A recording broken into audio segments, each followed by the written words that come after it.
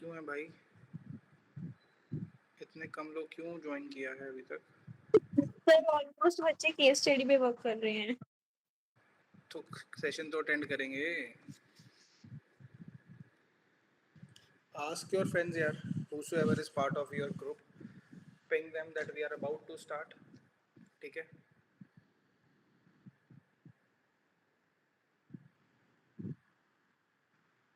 Let us take 5 more minutes. 5 तो ज़्यादा हो जाएंगे।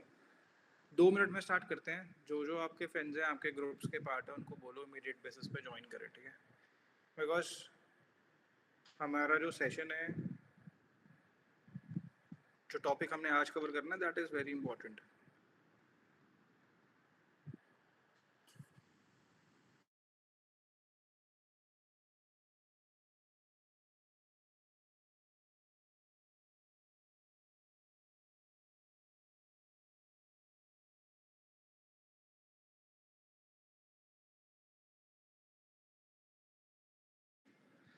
अच्छा, मीनवाइल जो लोग आ गए हैं, I want to ask few things from them. आप लोगों ने after the session, I hope किसी को कोई ट्रबल नहीं आई होगी सेशन में। Everything was clear to you? कहीं कोई डाउट किसी का कुछ प्रीवियस सेशन से? No sir. ओके, मिशिका ने बोला है, बाकी तो किसी का कोई रिवर्ट सर नहीं एक है। बार कंपाउंडिंग का बता दो। कंपाउंडिंग का बात करनी है, यस। तो गरिमा से इस कंपाउंडिंग के बारे में डिस्कशन करना है। तो गरिमा, कंपाउंडिंग बेसिकली हमने बचपन में पढ़ा था ना, जो कि ब्याज पे जो ब्याज लगता है उसको कंपाउंड बोलते हैं, कंपाउंडिंग बोलते हैं। एक तो जैसे हमने कहीं पे पैसा इन्वेस्ट किया, या इसको ऐसे समझो कहीं पे लोन लिया हमने, ठीक है? हमने कहीं लोन लिया 1 लाख रुपए का। अगर हमने 1 लाख रुपए का लोन लिया तो हमें 6% ब्याज देना है। तो इट मीन्स कि 6% 1 लाख रुपए के अगेंस्ट मुझे सीधा सीधा ब्याज दे देना है, ठीक है? 1 साल के बाद 6,000 रुपये बनता है, जो कि ठीक है। यही अगर मैं अपना ब्याज रीपे ना करूं, ठीक है, तो वो 1,06,000 रुपये ब्याज देना पड़ेगा मेरे को, ठीक है? तो वो ब्याज पे जो प्रिंसिपल में वो इंटरेस्ट का कंपोनेंट ऐड हो रहा है और उस पर फिर से इंटरेस्ट लग रहा है, ठीक है? अब ऐसे ही इन्वेस्टमेंट में समझते हैं इसको, ठीक है? कि आपने 1 लाख रुपीज़ के इन्वेस्ट किए, 1 लाख रुपीज़ के अगेंस्ट आपको 6% रेट ऑफ इंटरेस्ट मिला। इट मीन्स 6,000 रुपीज़ आपको क्रेडिट हो गए। अगर आप उस 6,000 को विड्रॉ नहीं कर रहे हो, उस 6,000 रुपीज़ को प्रिंसिपल में ऐड कर देते हो, एंड देन नेक्स्ट टाइम आपको जो इंटरेस्ट मिलेगा वो 1,06,000 पे मिलेगा, ठीक है? तो इसको बोलते हो कंपाउंड होना शुरू हो गया आपका पैसा, कि ब्याज पे भी ब्याज मिल रहा है आपको, ठीक है? तो हम जब ये कैलकुलेट करते हैं, कंपाउंडिंग का फॉर्मूला लगाते हैं। अगर लेट से मैं बोलूँ आपको कि 1 लाख रुपीज़ आपने इन्वेस्ट किए हैं और आपको 15% सिंपल रेट ऑफ इंटरेस्ट है आपका, तो इट मीन्स आपको हर साल सिर्फ 15-15 हज़ार रुपये का रेट ऑफ इंटरेस्ट मिलेगा, और after 5 years you will be getting 75,000 rupees as an interest only. अगर सिंपल इंटरेस्ट होगा, ठीक है?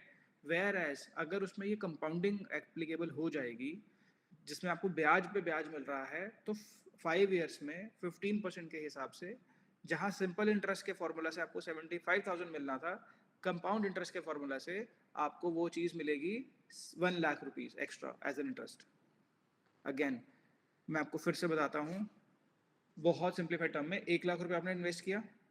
अगर आपको सिंपल इंटरेस्ट मिल रहा है उस 1 लाख रुपए के ऊपर, इन दैट केस आपको 15,000 रुपीज मिलेगा। 5 साल लगातार मिला अगर, तो 75,000 रुपीज हुआ, राइट? Yes right, sir. है ना?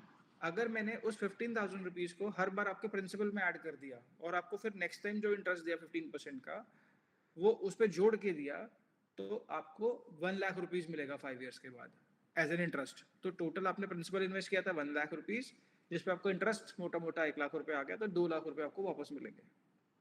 So this is what compounding is. किसी और को कोई डाउट है कि एक्सेल में समझाऊंगे इसी चीज को बहुत सिंप्लीफाइड तरीके से?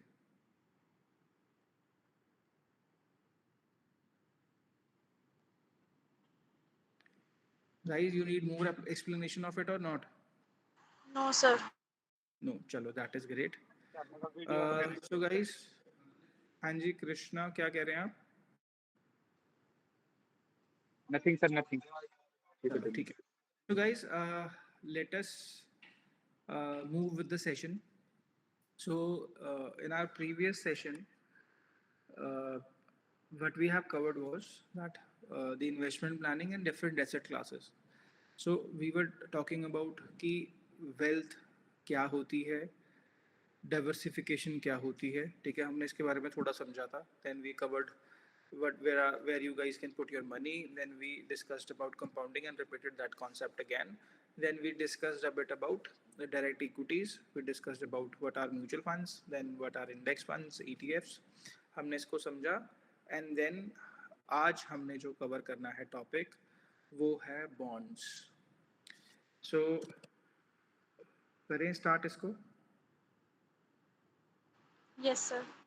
आप में से किसी को पहले से कोई आइडिया है बॉन्ड्स क्या होते हैं? ज्योति को आइडिया है. Okay, anybody else? ओके ज्योति, क्या होते हैं बॉन्ड्स, बताओ. सर बॉन्ड एक डेट इंस्ट्रूमेंट होते हैं. अगर हम बॉन्ड खरीदते हैं तो हमें लेंड करनी पड़ती है मनी इशूअर को. तो इशूअर हमें प्रॉमिस करता है कि वो रेट ऑफ इंटरेस्ट हमें दे देगा, ओरिजिनल मनी भी हमें पे कर देगा. बहुत बढ़िया. This is the correct definition of bond. सबको समझ आ गई है डेफिनेशन? बॉन्ड का मतलब ये है जैसे हम लोगों ने अगर अपना पैसा ब्याज पर देना है तो बॉन्ड एक ऑप्शन है जहाँ पे हम इशूअर का बॉन्ड सब्सक्राइब कर सकते हैं और जो इशूअर ऑफ द बॉन्ड है वो हमें एक रेट ऑफ इंटरेस्ट देगा. बॉन्ड्स के केस में उस रेट ऑफ इंटरेस्ट को क्या बोलते हैं? कूपन. ठीक है, क्या बोलते हैं रेट ऑफ इंटरेस्ट को गाइस? कूपन. ठीक है, तो अपना बॉन्ड्स ना बहुत डिफरेंट तरह के होते हैं और बॉन्ड्स में ना सबसे ज़्यादा इम्पोर्टेंट जो बॉन्ड्स हैं वो गवर्नमेंट सिक्योरिटीज़ होती हैं. तो सबसे पहले हमें समझते हैं कि बॉन्ड्स इशू क्यों करते हैं लोग, है ना. कंपनीज इशू क्यों करते हैं? देखो, एक तो आप बैंक में जा सकते हो, जिसने पैसा इन्वेस्ट करना है वो फिक्स डिपॉजिट कर सकता है. अब कॉरपोरेट्स हैं, अब कॉरपोरेट्स को लोन चाहिए तो वो बैंक में जाके लोन ले सकते हैं. तो वो बॉन्ड क्यों इशू करेंगे? जो बॉन्ड्स यूजुअली इशू होते हैं वो प्राइवेट इंस्टीट्यूशन या गवर्नमेंट इंस्टीट्यूशन इशू कर रही होती है, बैंक्स नहीं इशू कर रहे होते बॉन्ड्स. तो बॉन्ड्स इशू करने का रीज़न क्या है? Can anybody tell?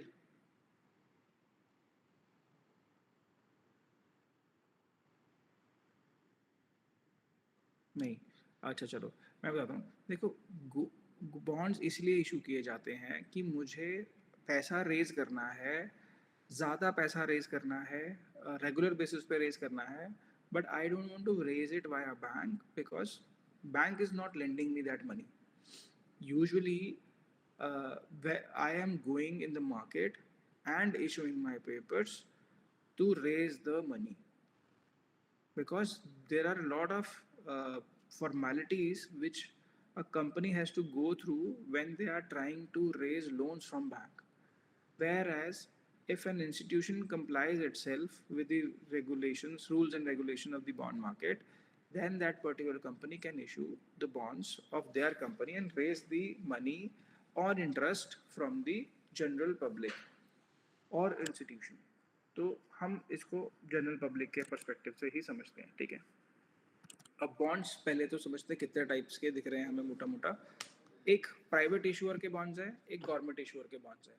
तो प्राइवेट इशूअर्स जो बॉन्ड्स इशू करते हैं उसके अंदर प्राइवेट इशूअर जो होगा अपनी कंपनी के नाम से आपको एक बॉन्ड इशू करेगा, उसमें आपको स्पेसिफाई करेगा कि इस बॉन्ड पे ये कूपन मिलता है. इट मीन्स लेट से कोई XYZ लग के कंपनी है, XYZ कंपनी ने अगर अपना बाज़ार से 10 लाख रुपए रेज करना है तो वो 1-1 लाख रुपए के 10 बॉन्ड रेज करेगी. ठीक है, बाज़ार में इशू करेगी और बोलेगी जो भी बॉन्ड होल्डर होगा उस बॉन्ड होल्डर को मैं 10% पर एनम के बेसिस पे इंटरेस्ट पे करूँगी. और उसके अंदर वो स्पेसिफाई करते हैं जो मेरा इंटरेस्ट पेमेंट फ्रीक्वेंसी है वो मंथली है, क्वार्टरली है, हाफ ईयरली है या एनुअली है.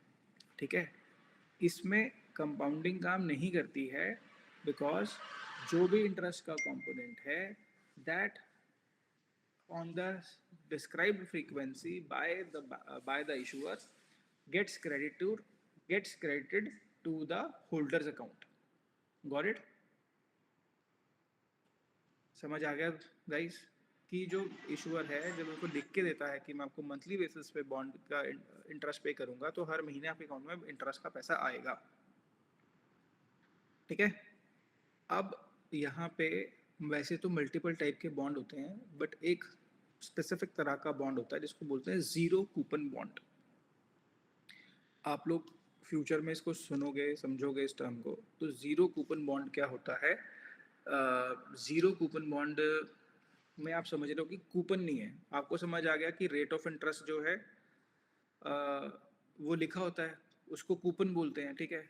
अगर कहीं पे जीरो कूपन बॉन्ड है, इट मीन्स वहाँ पे जो है इंटरेस्ट की पेमेंट फ्रीक्वेंसी नहीं है और मैच्योरिटी पे आपको जो पैसा है वो ही मिलेगा।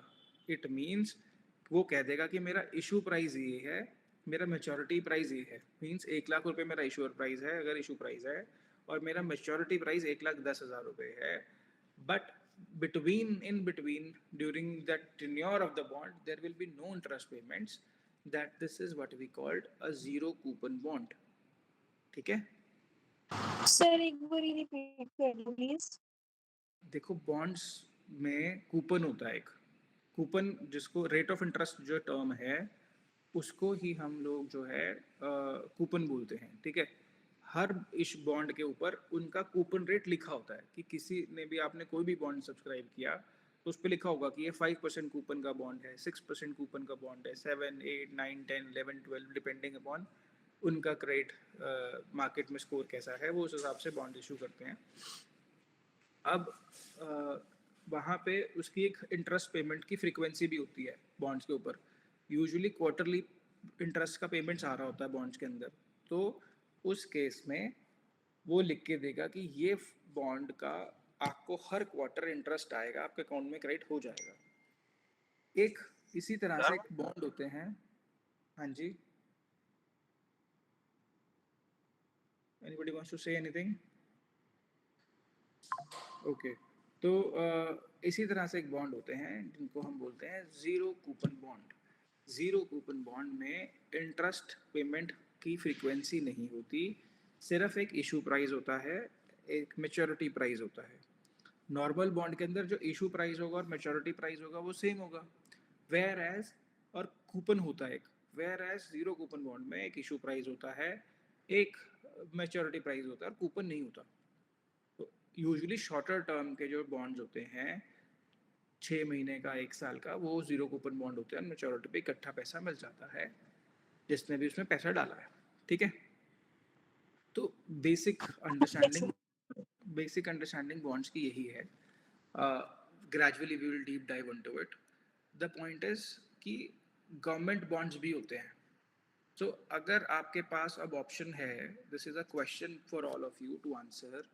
You guys, all of you will answer in the chat box. Chat box is in front of me now. So अब मुझे बताओ कि अगर आपको अपना 1 लाख रुपया इन्वेस्ट करना है, मैं आपके पास 2 बॉन्ड्स का ऑप्शन लेकर आ रहा हूँ, ठीक है। रुको, let me showcase this to you. Wait करो।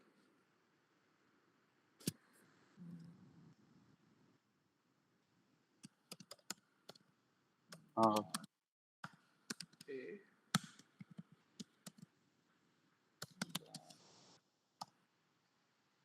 D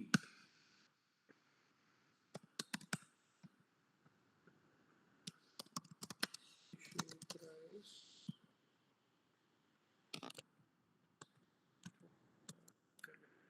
that way, issue price 1 lakh, 1 lakh. अच्छा चलो, मैं आपको स्क्रीन भी शेयर करता हूँ what I am doing parallelly, so that you guys have an idea what I am doing. Share window, and I want to share this window. Excel file दिख रही है सबको गाइस? लेट मी, ठीक है, सबको visible है? Yes sir.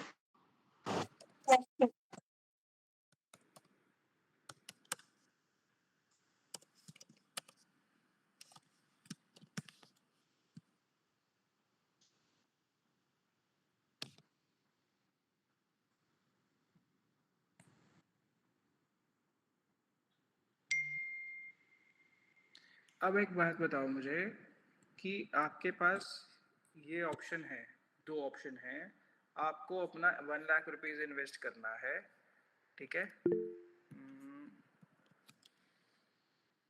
तो आप इन दोनों में से किस बॉन्ड को प्रेफर करोगे?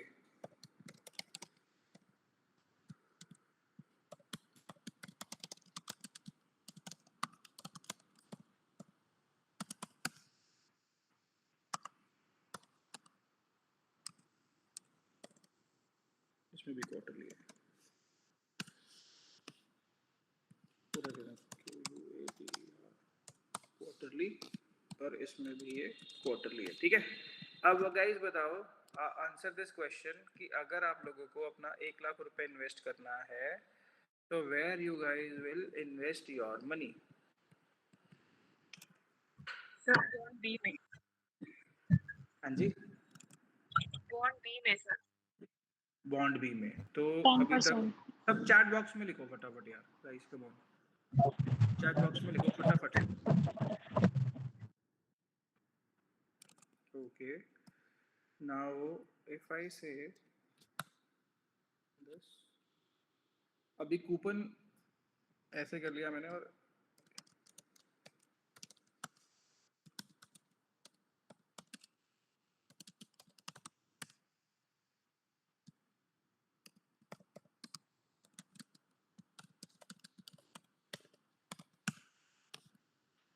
अभी बताओ किस में पैसा इन्वेस्ट करोगे अपना?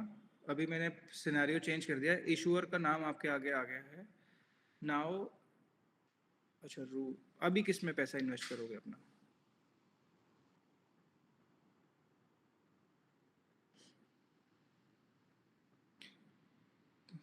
अच्छा, नाउ एवरीबॉडी सेज कि आप बॉन्ड ए में करोगे। ओके,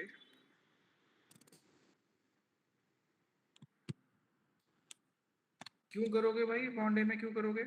उसका रेट ऑफ इंटरेस्ट तो कम है।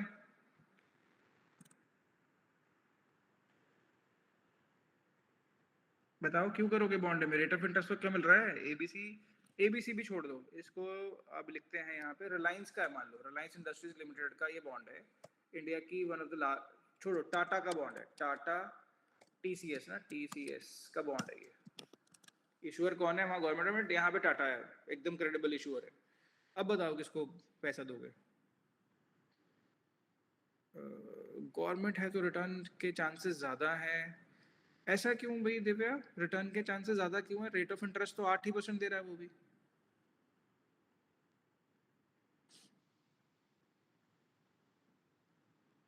बॉन्ड ए में रिस्क कम है और इंटरेस्ट भी, बॉन्ड बी में रिस्क थोड़ा हाई है और इंटरेस्ट ज़्यादा है। Okay, this is what Divyanshu says. क्या सही है, सही लग रहा है ये लॉजिक आप लोगों को?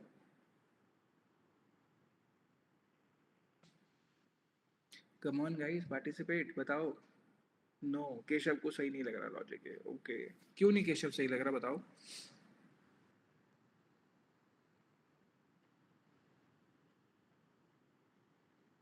Keshav, unmute yourself and speak.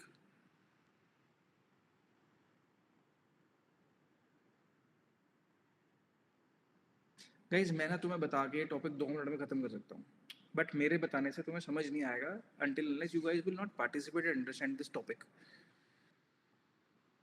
बताओ मुझे फटाफट से। केशव कह रहा है सर दोनों में इन्वेस्ट कर सकते हैं। नहीं यार, you have to choose one only, इसमें से एक जगह पैसा डालना है। आपके पास सिर्फ 1 लाख रुपए ही है और मिनिमम इन्वेस्टमेंट भी 1 लाख रुपीज ही है इसमें। तो बताओ क्या करेंगे? लो रिस्क ऑफ डिफॉल्ट के रीजन से। किसका लो रिस्क होगा अब, टीसीएस का कि गवर्नमेंट ऑफ इंडिया का?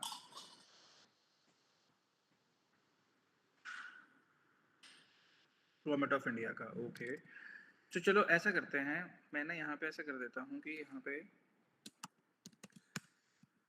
एसजीबी पता नहीं होंगे आपको, ये ना स्टेट गवर्नमेंट का बॉन्ड है, गवर्नमेंट ऑफ इंडिया का नहीं है, पंजाब स्टेट गवर्नमेंट का बॉन्ड है। ठीक है, इसको लिख देता हूँ, Punjab state government. Government of India का बॉन्ड नहीं है, ये भगवंत मान जी का बॉन्ड है, उनके पंजाब स्टेट है जो चल रही है आज की डेट में। You all know that Punjab state is in crisis, है ना, क्राइसिस में सबको पता है, जो डेट है स्टेट का बहुत हाई है, तो पंजाब स्टेट का बॉन्ड है। अब बताओ किस में पैसे डालोगे? हमेशा बॉन्ड्स को प्रायोरिटी मिलती है पेमेंट के time, Keshav says. No sir भी तो नहीं यार, मुझे ऐसे समझ नहीं आ रहा चैट में क्या बोल रहे हो। somebody has to unmute and speak। नहीं, क्लैरिटी ही मिलेगी तुम्हें, बोलो सही, लेकिन मुझे बताओ क्या हो रहा है।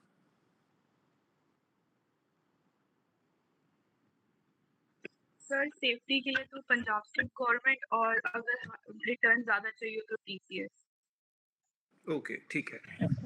और सर प्रैक्टिकली टीसीएस एक अच्छी क्रेडिबल कंपनी है, तो उसमें भी सेफ्टी मेजर्स हम अच्छे से मतलब इतना रिस्क में नहीं है, तो हम उसमें डाल सकते हैं, क्योंकि हमको 10% वहाँ पर कूपन मिल रहा है। ओके तो देखो, सबसे पहली बात तो ये सही है, तुम सब लोगों दोनों की जो बात तुमने बोली है कि पैसे मेरे हैं तो मेरा रिस्क एपेटाइट डिपेंड करता है मेरी एक्सपेक्टेशन क्या है, ठीक है। तो देयर इज नो राइट और wrong. First thing is that कोई अपना पैसा इधर इस वाले बॉन्ड में भी डाल सकता है और कोई टीसीएस में भी डाल सकता है, पंजाब स्टेट गवर्नमेंट में भी डाल सकता है। अभी पहले गवर्नमेंट ऑफ इंडिया पे ही आते हैं, ठीक है, फिर डिस्कस करते हैं गवर्नमेंट ऑफ इंडिया, ठीक है। तो गवर्नमेंट ऑफ इंडिया के बॉन्ड के साथ रेट ऑफ इंटरेस्ट जो है दैट इज 8%। अब गवर्नमेंट ऑफ इंडिया के साथ somebody has written in the chat that it is the safest option। Government of India कभी भी किसी भी सिनेरियो में whatsoever it is वो कभी भी डिफॉल्ट नहीं करेगी। तो यहाँ पे जो आपके पैसे की सेफ्टी है that is utmost that is non compromisable, ठीक है। तो यहाँ पे इसको आप ये बोल सकते हो कि मेरा रिस्क फ्री रेट भी है, ठीक है। इट मीन्स अगर मैं अपने पैसे को सरकार को दे रहा हूँ 8% के ऊपर, it means that it is risk free rate, मतलब कि मुझे 8% का ब्याज मिलेगा और मेरे को कोई भी रिस्क नहीं होगा उस ब्याज के साथ। Guys I have to mute, something urgent turned up, एक मिनट। Meanwhile try to digest this point, ठीक है। नहीं, एक मिनट, let me complete this then I do. Whereas ये जो टीसीएस का बॉन्ड है इस पे मुझे रिस्क फ्री रेट से 2% एक्स्ट्रा मिल रहा है, ठीक है। अब रिस्क फ्री रेट से 2% एक्स्ट्रा मिल रहा है, उसका रीजन क्या है? दैट इज, मैं देता हूँ आपको 2 मिनट, मैं फोन अभी तो गिव मी 2 मिनट्स बस। अच्छा, you are moving to Yamunanagar, चलो ठीक है, डन डन, सॉरी। तो अगर टीसीएस रिस्क फ्री रेट पर रिस्क फ्री रेट से आपको 2% एक्स्ट्रा दे रहा है, इट मीन्स कि मार्केट टीसीएस की अपनी भी एक क्रेडिट रेटिंग होगी, ठीक है। तो ये तो सॉवरन है, इसकी तो क्रेडिट रेटिंग का चक्कर ही नहीं है। जहाँ पे गवर्नमेंट का नाम आ गया वहाँ पे क्रेडिट रेटिंग का चक्कर ही नहीं है, ठीक है। सरकार ही है, भगवान ही खड़ा है यहाँ, तो ये तो डिफॉल्ट कभी होगा ही नहीं, ठीक है। जैसे reserve bank of India government को बैक करेगा तो वो जितना मन करेगा उतना नोट पब्लिश करके आपको पैसा दे देंगे, ठीक है। वेयर एज अब कंपनीज की क्रेडिट रेटिंग्स होती हैं, जैसे ठीक है AAA रेटेड कंपनी है कोई, ठीक है। तो AAA रेटेड कंपनी को अगर 2% एक्स्ट्रा ब्याज देना पड़ रहा है, अब रेट इसकी भी क्राइटेरिया होता है रेटिंग के, AAA है ना, AA, ठीक है, फिर B, BBB, ऐसे करके चलती हैं वो, ठीक है। गाइस 1 मिनट के लिए मुझे दो यार, somebody is urgent, something is urgent।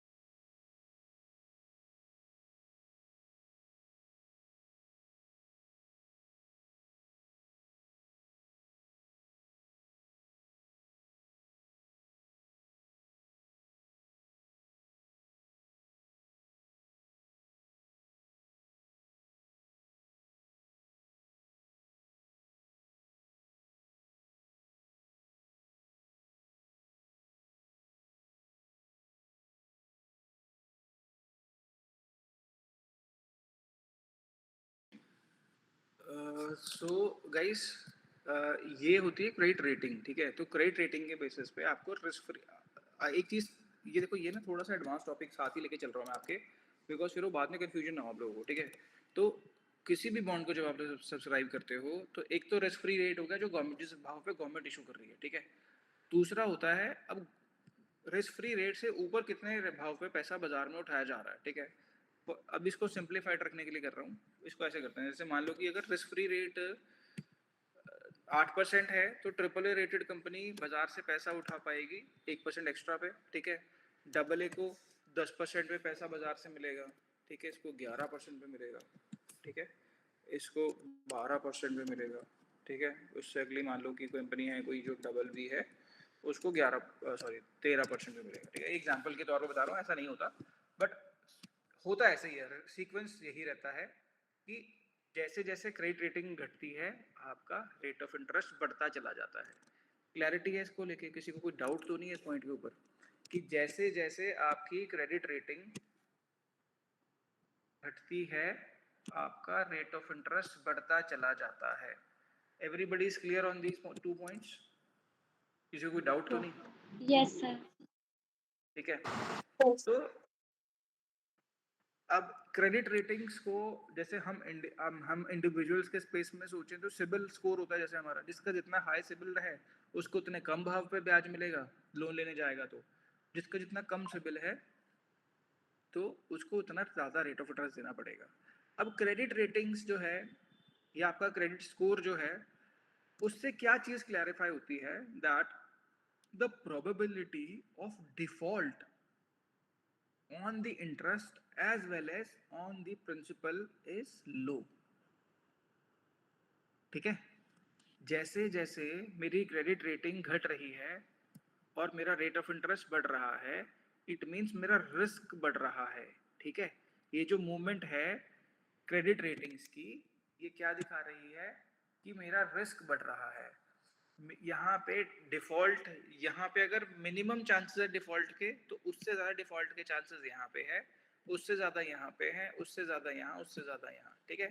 और इसीलिए जब मैं अपना पैसा किसी भी ऐसे इंस्टीट्यूशन को लेंड कर रहा हूँ जहाँ पे मुझे ज़्यादा रेट ऑफ इंटरेस्ट मिल रहे हैं, it means that there is high probability that they can default. Government के अंदर डिफॉल्ट का कोई प्रॉब्लम ही नहीं है, ठीक है। Getting my point? क्लैरिटी है? सो इट मीन्स कल को लेट से मैं आपके पास बोलता हूं कि आप बैंक में एफडी कराते हो, ठीक है। बैंक में एफडी कराते हो तो बैंक में 6% ब्याज मिलता है आपको आज की डेट में, ठीक है। अगर मैं आपको बोलता हूं कि आपको मैं 8% ब्याज दे रहा हूं, तो मैं कैसे दे पा रहा हूँ आपको ज़्यादा ब्याज? अगर बाज़ार में मुझे सस्ते भाव में पैसा मिल सकता था, मैं महंगे भाव पे पैसा क्यों उठाऊंगा? अंडरस्टैंडिंग हो रही है इस पॉइंट की कि नहीं है गाइस? कॉन्सेप्ट बहुत इंपॉर्टेंट है, मैंने इसीलिए उसको प्रीवियस सेशन में कवर नहीं किया था, so that you guys can understand this concept in depth in life, because this gonna help you through and through in your life, ये कॉन्सेप्ट को। तो अगर मुझे 6% पे बैंक से एफडी पे ब्याज मिल रहा था, ठीक है, तो अगर मैं ज़्यादा इंटरेस्ट लेने के चक्कर में जाऊंगा तो प्रोबेबिलिटी क्या हो सकती है? मैं रिस्क कैरी कर रहा हूँ, मैं रिस्क कैरी कर रहा हूँ, क्योंकि इसीलिए वहाँ पे जो मैं ऐसे बंदे को पैसा दे रहा हूँ जहाँ पे डिफॉल्ट होने की प्रोबेबिलिटी हो सकती है। या इसको ऐसे समझो, बाजार में आप लोन लेने गए, जिसका सिबिल अच्छा होगा उसको 2 मिनट में लोन मिल जाएगा ना, उसको फटाफट कम रेट ऑफ इंटरेस्ट पे मिल जाएगा। लेकिन अगर किसी को लोन नहीं मिल रहा है तो वो बाजार में जाएगा, हायर रेट ऑफ इंटरेस्ट पे पैसा उठाएगा, क्योंकि उसको इजीली क्रेडिट अवेलेबल नहीं हो रहा। That is the only reason वो अपनी इंटरेस्ट, क्योंकि इंटरेस्ट कॉस्ट कंपनीज के लिए क्या है? बर्डन है ना। बैलेंस शीट में अगर ज्यादा इंटरेस्ट देना पड़ेगा तो ज्यादा प्रॉब्लम है मेरे लिए, तो मैं ज्यादा इंटरेस्ट का डेंट क्यों लूंगा अपनी बैलेंस शीट में? क्योंकि मुझे पैसे की अर्जेंट जरूरत है, और मैं क्योंकि रिस्कियर एसेट हूँ बाजार में, सेफ्टी मेरे अंदर कम है, इसीलिए मेरे को ज़्यादा इंटरेस्ट पे करना पड़ रहा है। This is how credit ratings work in the back and. बिल्कुल सिंपल कॉन्सेप्ट है, समझ आ गया? किसी को डाउट तो नहीं है इसमें? Shall we move forward? No sir. No का मतलब क्या, समझ नहीं आया कि चले आगे? आगे चलो सर। चलो ठीक है। तो नेक्स्ट पॉइंट इज, अब आपने क्रेडिट रेटिंग समझ ली क्या होती है, ठीक है, इशू प्राइस समझ लिया क्या होता है, कूपन समझ लिया क्या होता है, इंटरेस्ट की फ्रीक्वेंसी समझ ली क्या होती है, बेसिक रिस्क फ्री रेट आपको समझ आ गया क्या होता है, ठीक है। अभी क्या होता है, ये सारे के सारे जो बॉन्ड्स होते हैं, चाहे वो गवर्नमेंट ने इशू करे हैं या प्राइवेट इशू ने करे हैं, सब के सब क्या होते हैं, बॉन्ड्स ट्रेडेबल होते हैं, ठीक है। TRADE, क्या स्पेलिंग होंगे ट्रेडेबल के भाई? ट्रेडेबल जो भी होंगे, चलो चेक ही करना पड़ेगा मुझे, ठीक है। तो ये सब बॉन्ड्स ट्रेडेबल होते हैं।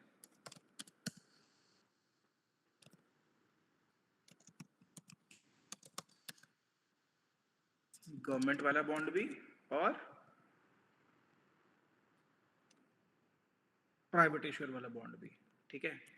अब एक बात बताओ कि ये बॉन्ड जो है वो ट्रेड करेगा कोई तो क्यों करेगा ट्रेड?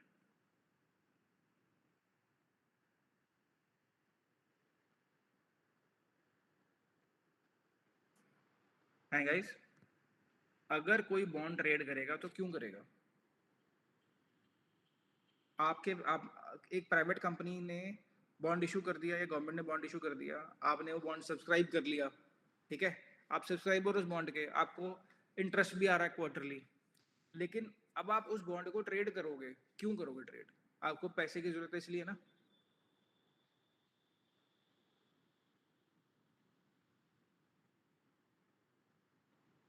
बताओ यार क्या बोल रहे हो? एक तो कैमरा सबके टर्न ऑफ है, I am not able to see the faces also कि ब्लैंक है क्या है।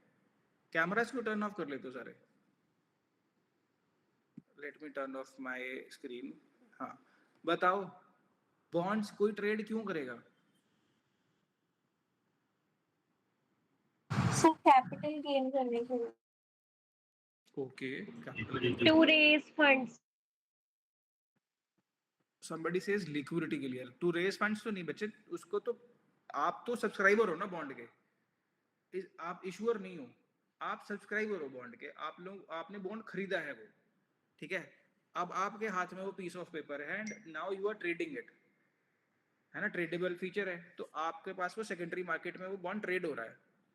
तो कोई ट्रेड इसलिए करेगा या तो उसको पैसे की जरूरत है, ठीक है, या फिर जो कि बहुत इंपॉर्टेंट क्वेश्चन है, या फिर बाजार में जो नया बॉन्ड अवेलेबल है या दूसरा बॉन्ड अवेलेबल है उसमें मुझे ज्यादा रेट ऑफ इंटरेस्ट मिल रहा है। इस पॉइंट को समझो, नहीं तो अगले पॉइंट में बहुत कंफ्यूजन होने वाला है, ठीक है। इस पॉइंट को अच्छे से समझ लो। मैं अब मेरे पास ये दिव्य शक्ति है कि मैं अपने बॉन्ड को ट्रेड कर सकता हूँ मार्केट में, ठीक है। तो मैं I want to share my screen now. मेरी स्क्रीन क्यों शेयर हो रही है अभी?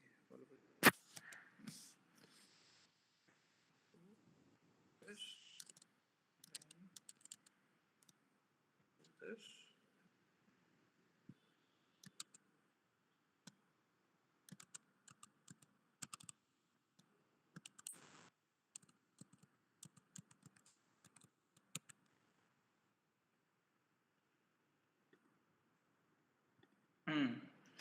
तो मैं मेरे बॉन्ड को ट्रेड कब करूंगा? या तो मुझे पैसे की जरूरत है एज ए सब्सक्राइबर कि मुझे मेरा बॉन्ड बेच के मेरे को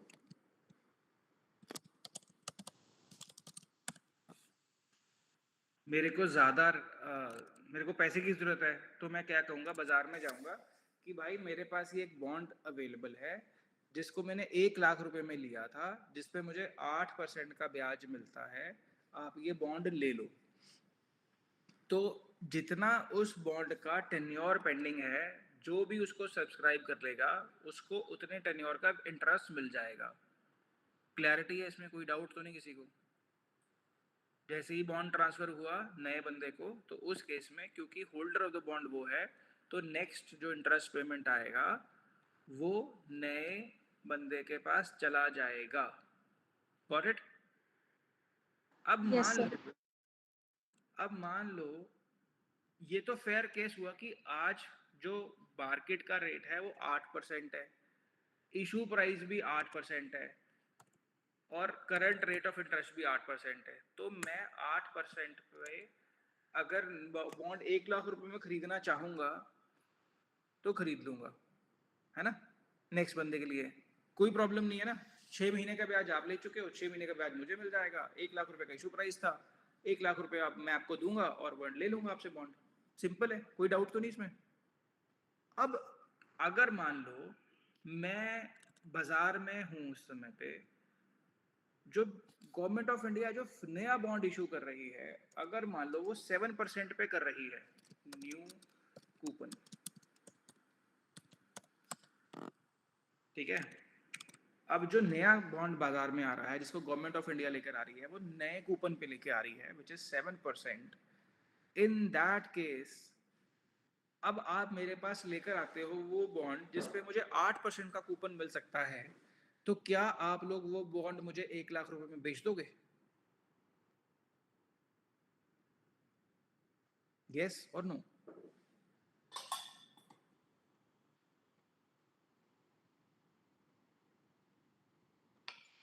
बताओ। Repeat the question. हाँ, क्या बोला मुझे आपने? Sir, एक बार question repeat कर दो। मैं ये कह रहा हूं कि आपके पास एक बॉन्ड है जिसको आपने कहा कि मुझे बाजार में बेचना है। अब केस बड़ा सिंपल है कि 8% ही कूपन है जो नया बॉन्ड बाजार में इशू हो रहा है, मेरे को मिल रहा है। आपने कहा कि 6 महीने का ब्याज मुझे आ गया, अरुण ये वाला बॉन्ड आप ले लो, अगले 6 महीने का इंटरेस्ट आपको आ जाएगा। 1 लाख रुपए आप मुझे दे दो क्योंकि मैंने 1 लाख रुपए इसमें इन्वेस्ट किए थे। इस बॉन्ड की जो मैच्योरिटी है वो 6 महीने बाद होनी है, 6 महीने का इंटरेस्ट मैं ले चुकी हूँ, ठीक है? उस केस में मैं आपको 1 लाख रुपए दूंगा और बॉन्ड ले लूंगा। परफेक्ट है। इसमें तो बड़ा क्लियर डील है ना। बट इमेजिन अ सिनेरियो जहां पे मैं कह रहा हूं कि मिशिका मैं क्यों खरीदूं तुमसे बॉन्ड। सॉरी, मैं ऐसे बोलूं कि इसको ऐसे करते हैं, चलो अगर मैं क्यों बोलता हूं तो है, मैं बोलता हूँ मिशिका मैं तुम्हारा बॉन्ड क्यों खरीदूं, मुझे तो नया बॉन्ड जो है वो 9% का इंटरेस्ट देगा, मैं तुम्हारा 8% वाला बॉन्ड क्यों खरीदूं? तो उस केस में क्या करोगी तुम?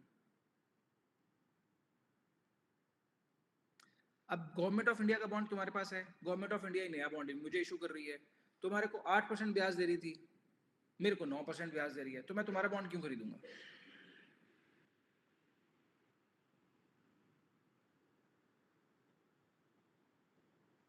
बताओ।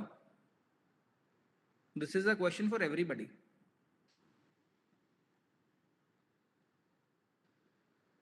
मुझे खरीदना चाहिए कि नहीं चाहिए मिशिका का बॉन्ड, पहले मुझे ये बताओ।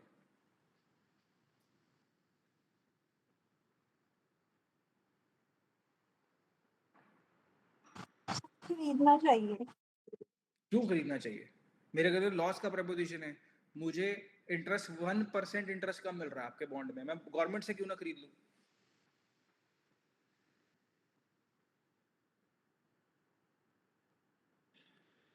लेस रिस्क है पहले वाले में। नहीं, दोनों ही गवर्नमेंट ऑफ इंडिया ने इशू करे ना केशव बॉन्ड, दोनों के दोनों बॉन्ड जो है गवर्नमेंट ऑफ इंडिया ने इशू करे हैं, तो रिस्क का तो कोई प्रॉब्लम ही नहीं है। गवर्नमेंट पहले जब थी, गवर्नमेंट को पैसे की जरूरत कम थी, आज गवर्नमेंट को पैसे की जरूरत ज्यादा है, तो डिफॉल्ट तो प्रॉब्लम ही नहीं है, ठीक है? और उस केस में मिशिका वाले बॉन्ड को मैं क्यों खरीदूं?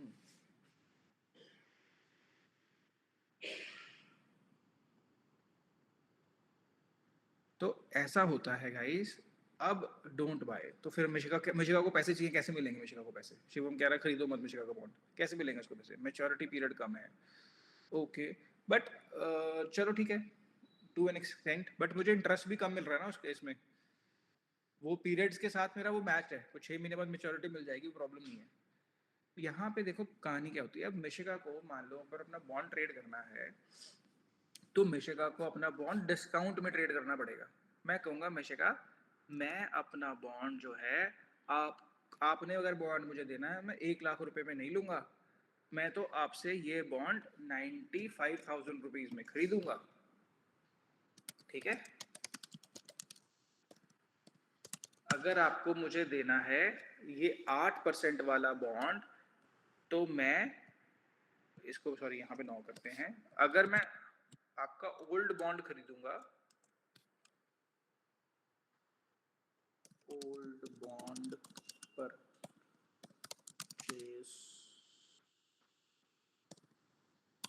अगर मैं ओल्ड बॉन्ड परचेज करूंगा आपका, तो मैं आपका 95,000 रुपीज पे करूंगा,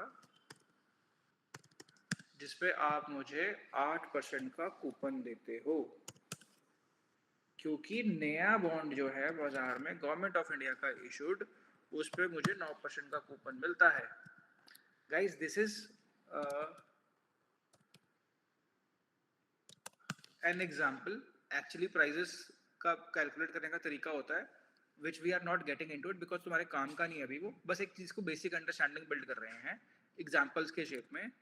इट मीन्स करंट प्राइस जो है इशू प्राइस से नीचे हो जाएगा अगर रेट ऑफ इंटरेस्ट जो है न्यू बॉन्ड्स के बाजार में इन केस अगर कम हो गए हैं तो। एक second guys, I am in a class, मैं बाद में बात करता हूँ आपसे।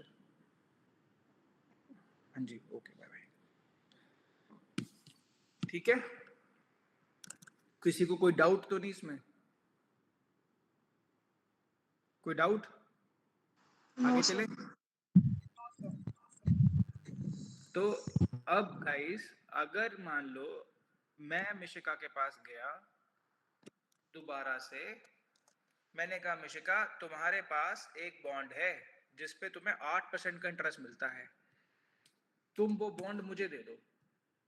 लेकिन क्यों अब मैं मिशिका के पास वो बॉन्ड खरीदने क्यों गया हूँ? मैं बाजार से नया क्यों नहीं खरीद रहा हूँ?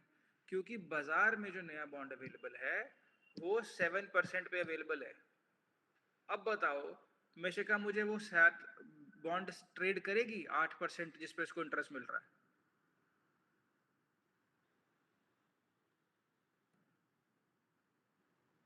बताओ।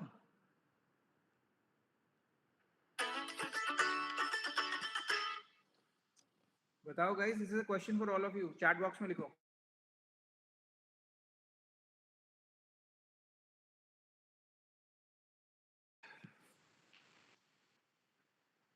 नहीं, तो वो नहीं करेगी अगर उसको प्रीमियम मिलेगा, वो तभी ट्रेड करेगी अपने बॉन्ड को, क्योंकि अब नया बॉन्ड जो है वो, अगर जो नया प्राइस है,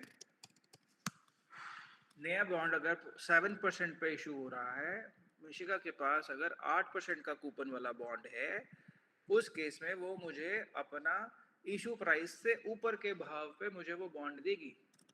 this is how market work. ठीक है, समझ आ गया आप सबको ये? Yes sir. तो अब मैं अगर आपको वापस से प्रेजेंटेशन पर ले आऊं, which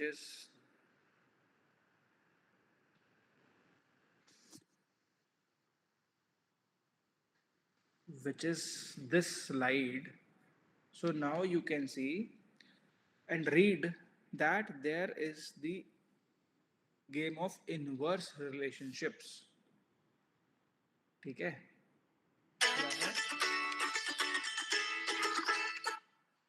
sorry guys, sorry, a lot of calls today, sorry, give me a moment.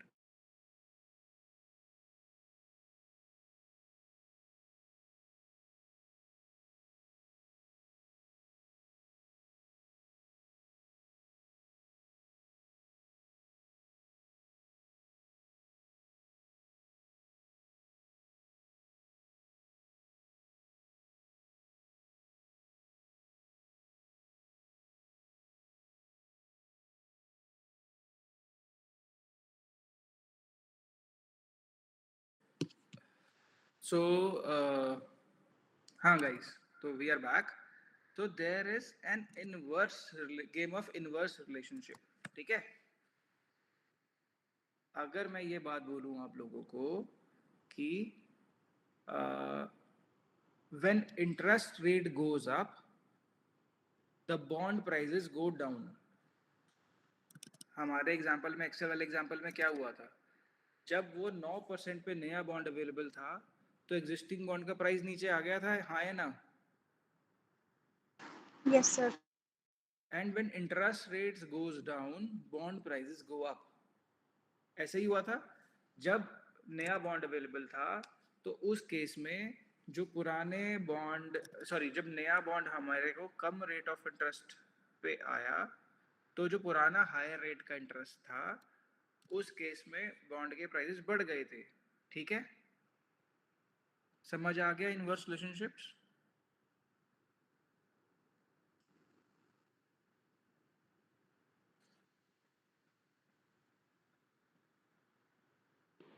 Yes sir. Yes sir.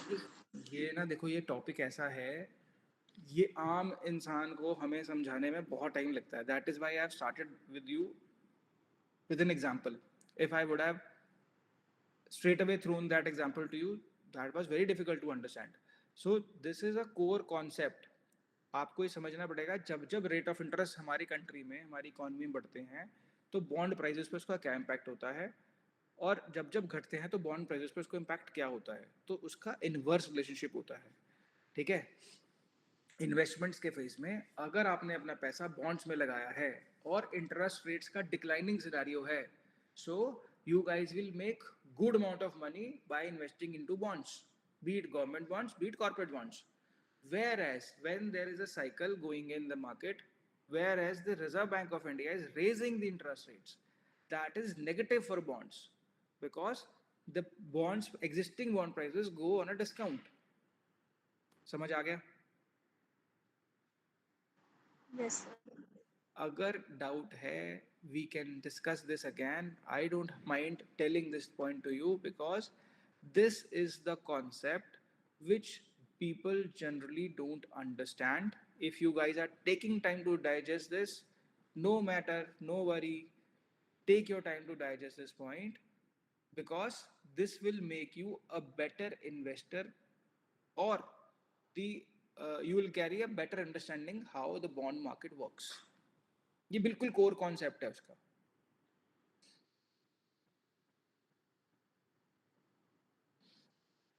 Late me see all of your faces यार, मुझे शक्लें देखनी है सबकी. एक तो मुझे सिर्फ कितने लोगों ने कैमरा ऑन किया हुआ है? 5 लोगों ने सिर्फ. गाइस, जिसने कैमरा ऑन नहीं कर रखा, they can leave the class. And those who are there, मुझे बताओ, शक्लें तुम्हारी देख के मुझे लग रहा है बिल्कुल ब्लैंक फेसेस बैठे हैं, उनको समझ नहीं आया. समझ आ गया कि नहीं? Yes sir. ओके, बाकी को समझ आ गया कि नहीं? किसी के चेहरा देख के मुझे लग नहीं रहा समझ आया. Should I explain this again? दोबारा से बताऊं?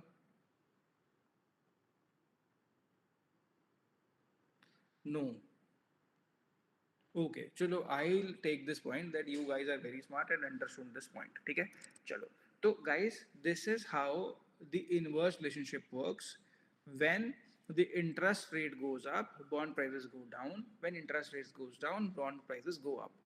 And जब भी मार्केट में इंटरेस्ट रेट्स के साइकिल चलते हैं तो इकोनॉमी में हमेशा होता है, repo, reserve bank of India bimonthly basis पे अपनी मॉनेटरी पॉलिसी लेकर आता है. तो गवर्नमेंट ऑफ इंडिया में, रिजर्व बैंक ऑफ इंडिया ने रिजर्व बैंक ऑफ इंडिया के हाथ में ये काम सौंपा है that they have to ensure that the inflation as well as the growth in the economy go hand in hand. ऐसा ना हो कि इन्फ्लेशन बहुत बढ़ जाए, ऐसा ना हो कि ग्रोथ बिल्कुल कॉम्प्रोमाइज हो जाए. तो इसीलिए reserve bank of India interest rates को एज अ टूल यूटिलाइज करता है सो दैट कि बाजार में लिक्विडिटी को घटाता बढ़ाता रहता है और इंटरेस्ट रेट साइकिल को चेंज करता रहता है, इंटरेस्ट रेट्स को घटाता है बढ़ाता रहता है. अगर इकोनॉमी में बहुत ज़्यादा इन्फ्लेशन बढ़ गया है तो उस केस में क्या होगा?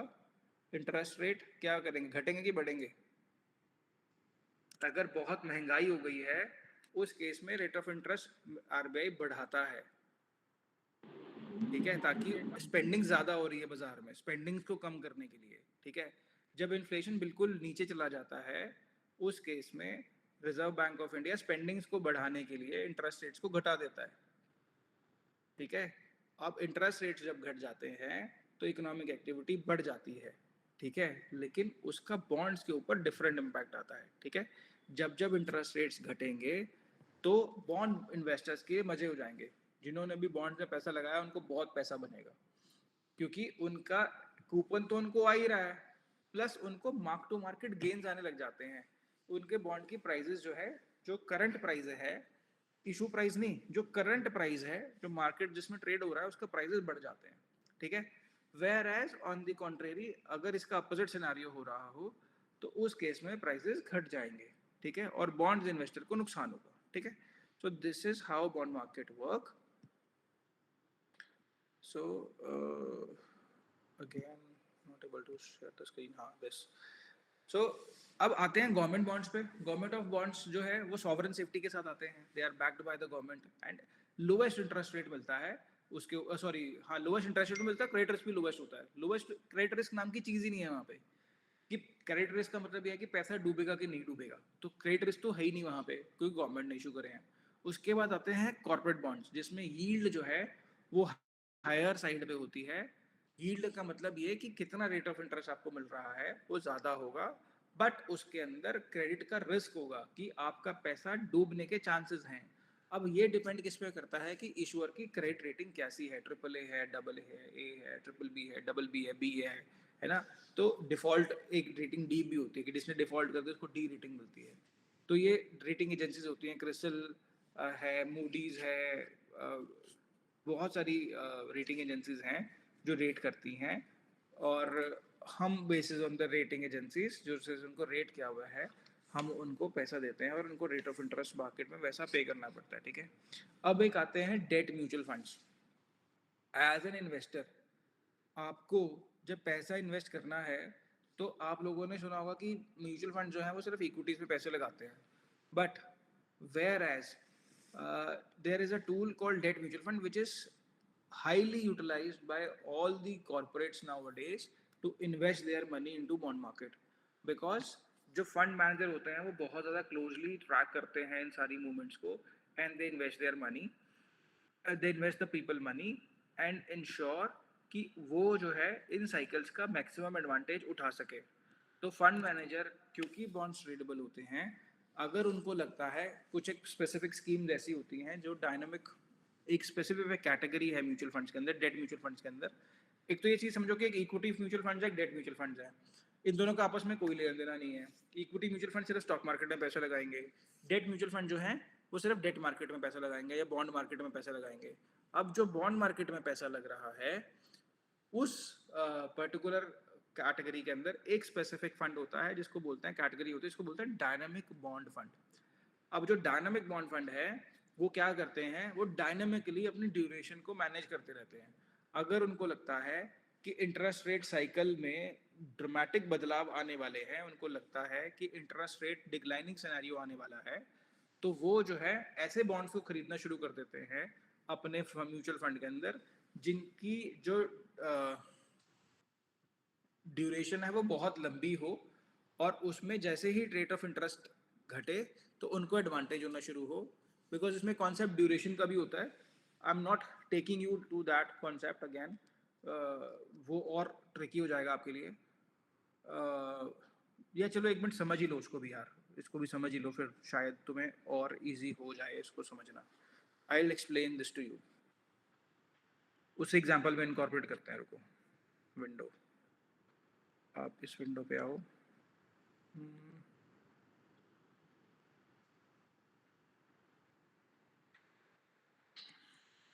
इस एग्जांपल पे आते हैं.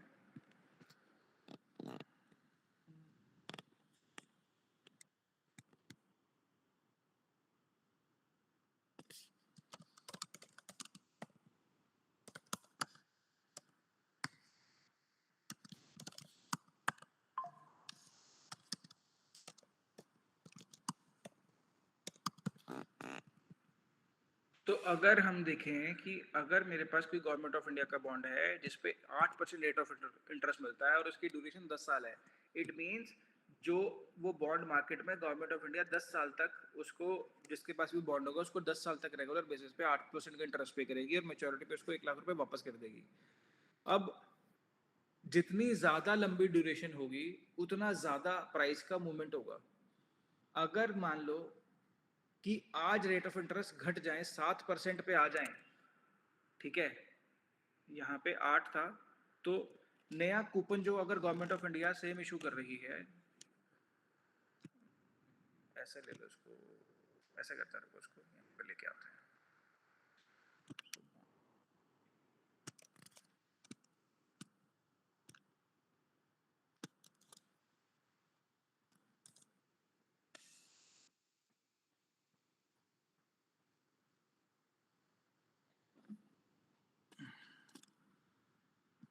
इसको गवर्नमेंट ऑफ इंडिया ने इशू करा 2025 में,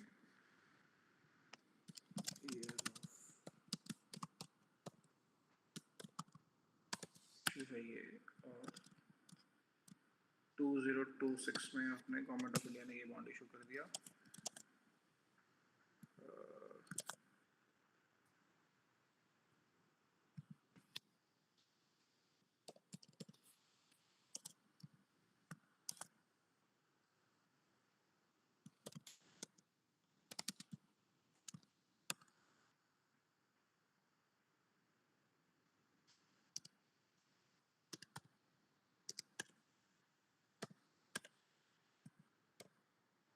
ठीक है, तो अब आप लोग अगर समझो कि जो ये बॉन्ड है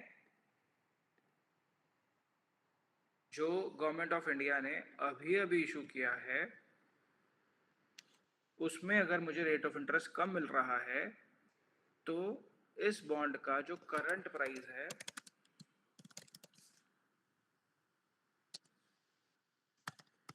एक लाख है अगर, सॉरी, ठीक है। अब देखो, और एक और एग्जांपल ले लेते हैं कि यहाँ पे हम लेते हैं एक और बॉन्ड सेम का,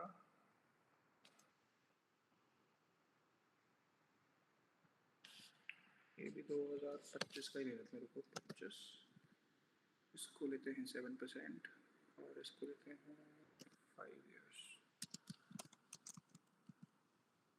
ये 2030 में मैच्योर हो जाएगा। ठीक है, तो अब समझो कि 2025 का एक बॉन्ड है जिसका 8% का कूपन है, ठीक है।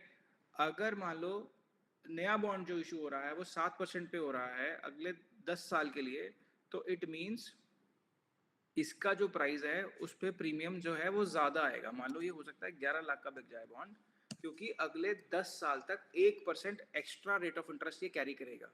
ठीक है, अगर 2025 में ट्रेड हो रहा है, यही सेम बॉन्ड अगर 2026 में ट्रेड हो रहा है तो इसका प्राइस 1,10,000 हो सकता है। ठीक है, 10,000 रुपए का एक्स्ट्रा प्रीमियम मिल जाएगा, क्योंकि अगले 10 साल तक 1% एक्स्ट्रा इंटरेस्ट पे कर रहा होगा ये वाला बॉन्ड, सॉरी, ठीक है, ये वाला बॉन्ड, क्योंकि न्यू बॉन्ड का प्राइस जो है 2026 में वो 1 लाख रुपए है। ठीक है, वेयर एज अगर कोई 5 साल का बॉन्ड है जिसमें ड्यूरेशन 5 साल की है, इस केस में जो बॉन्ड का प्राइस है, in spite of the fact कि रेट ऑफ इंटरेस्ट कम आ गए हैं, इसको न्यू, इसको भी 8% लेके न्यू रेट ऑफ इंटरेस्ट नीचे डाल देता हूँ तुम्हारे को अंडरस्टैंडिंग के लिए। अगर ये 8 ही है और जो न्यू कूपन है COUPON, न्यू कूपन अभी जो फ्रेश बॉन्ड्स में इशू हो रहा है वो 7% है।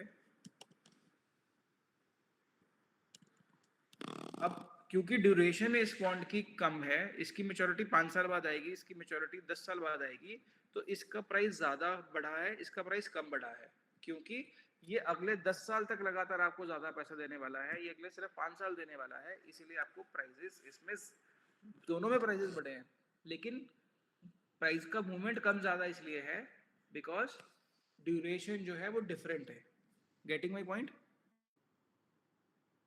तो डेट फंड्स के अंदर यही हो रहा होता है कि डेट फंड्स के अंदर जितनी डायनामिकली वो ड्यूरेशन को प्ले कर रहे होते हैं, उतना ही ज़्यादा वो प्राइस बेनिफिट एडवांटेज ले पाते हैं। मतलब कि अगर उनको लग रहा है कि रेट ऑफ इंटरेस्ट का सिनेरियो जो है वो ऐसे सिनेरियो में आने वाला है रेट ऑफ इंटरेस्ट जहाँ पे मार्केट में वो एक्सपेक्ट कर रहे हैं कि रेट ऑफ इंटरेस्ट ड्रामेटिकली कम होंगे, तो वो अपने बॉन्ड्स, अपनी इन्वेस्टमेंट्स को ऐसे बॉन्ड्स में मूव कर देते हैं जहाँ पे आपको ज़्यादा लंबी ड्यूरेशन है और इंटरेस्ट रेट घटने से उनके बॉन्ड के प्राइस में बहुत बड़ा एडवांटेज मिलता है। Because when interest rate goes down, bond prices goes up, तो वो ऐसे बॉन्ड्स में सब्सक्राइब कर लेते हैं कि जहाँ पे सबसे ज़्यादा उनको प्राइस का मूवमेंट मिले। आई होप ये कॉन्सेप्ट आपको समझ आ गया है। अगर नहीं समझ आया है तो we can discuss this, but only with your questions, ठीक है। So I hope now you understood कि डेट इक्विटी इंस्ट्रूमेंट्स क्या होते हैं। इक्विटी में हम म्यूचुअल फंड शेयर्स में पैसा लगाते हैं, है ना। शेयर्स में तो हमें समझ आता है, बड़ा सिंपल है, बाजार ऊपर जा रहा है तो हमारे शेयर्स ऊपर जा रहे हैं, बाजार नीचे गया तो शेयर प्राइसेस नीचे आ गए। और लेकिन डेट में इंटरेस्ट रेट्स के साइकिल पे बहुत कुछ डिपेंड करता है, सिर्फ इंटरेस्ट इनकम नहीं होती। डेट इन्वेस्टिंग जो है या बॉन्ड्स इन्वेस्टिंग जो है वो ज़्यादा कॉम्प्लेक्स इन्वेस्टिंग होती है। देखने में बहुत सिंपल लगती है कि मैंने पैसे इन्वेस्ट किया, मुझे कूपन मिल गया, it goes like that, but in real world it is more complex than investing into equities, because यहाँ पे ऐसे से चैलेंजेस होते हैं जो आपके हाथ में नहीं होते, ठीक है।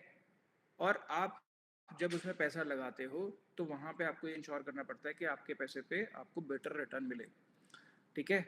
अब हम एक कॉन्सेप्ट पे आते हैं which is of efficiency frontier.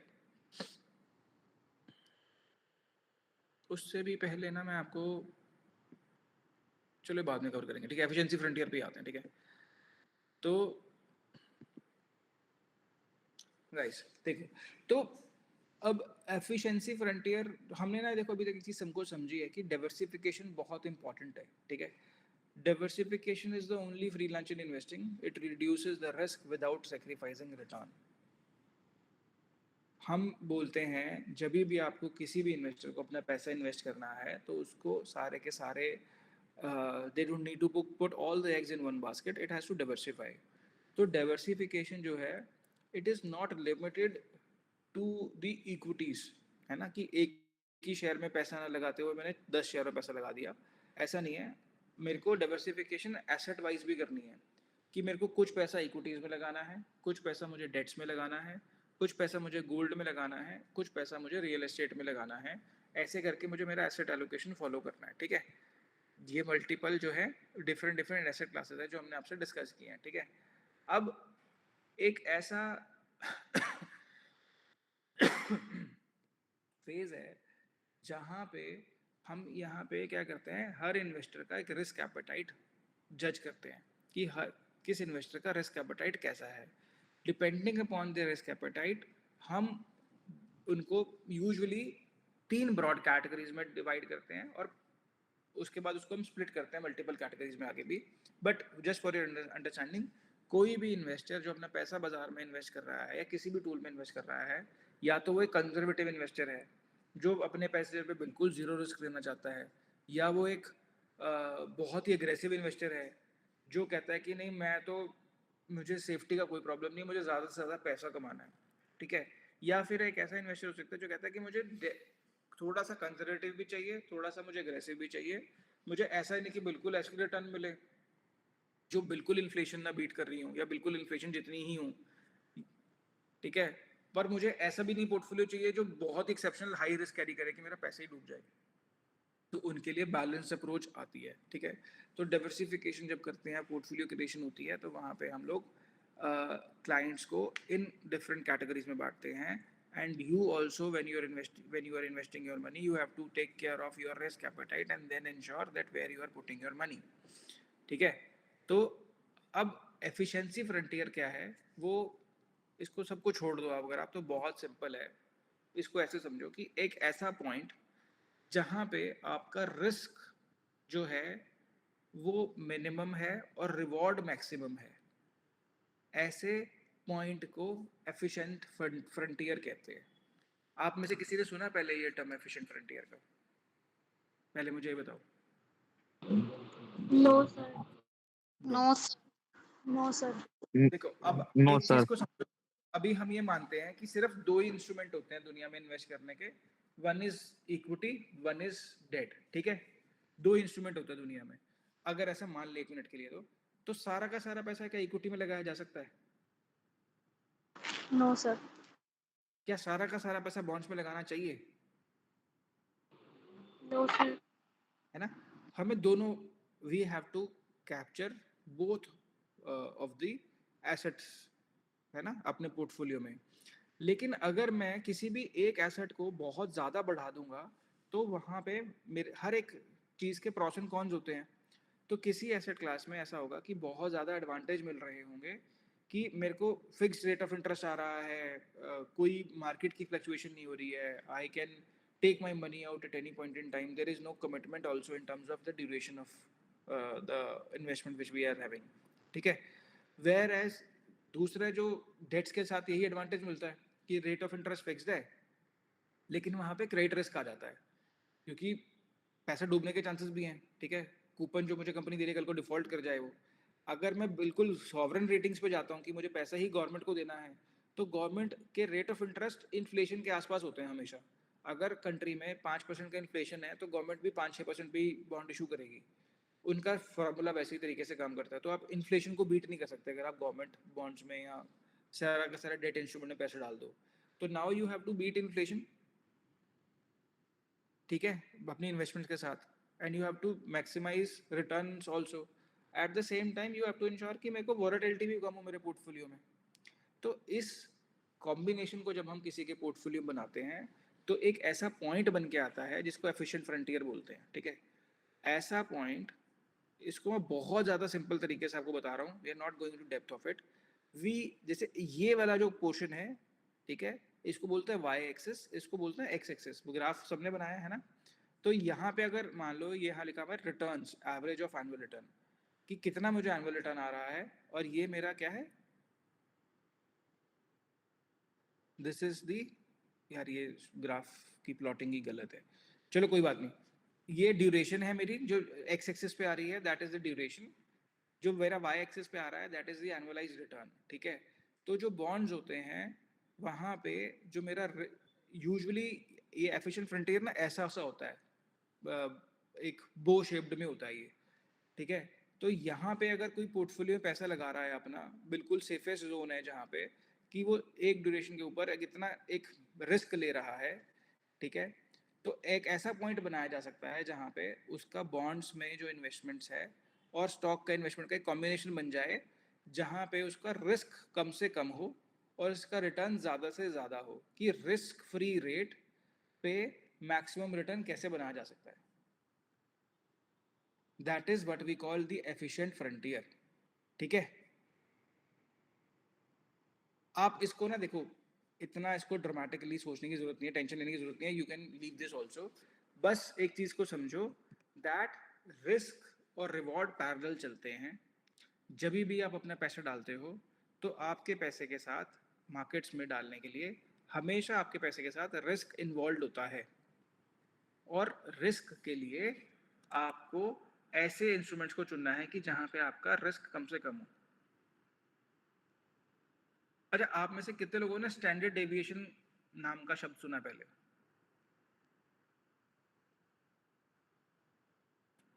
Has anybody heard about standard deviation in the past? नहीं सुना, ओके। किसी का रिस्पॉन्स नहीं है तो what I am understanding is कि स्टैंडर्ड डेविएशन आप लोगों को नहीं पता, तो अभी लेट अस लीव दिस। लेकिन एक और इम्पॉर्टेंट पॉइंट है जो आपको लोगों को समझना है, मैं वो भी आपको, इन्फ्लेशन का वैसे तो पता भी होगा आपको, लेकिन मैं फिर से बता देता हूँ आप लोगों को, सो दैट कि आप लोगों को समझ आ जाए इन्फ्लेशन रिस्क फ्री की कहानी क्यों चल रही है, हम आपको क्यों समझा रहे हैं इतना कुछ, ठीक है? तो लेट से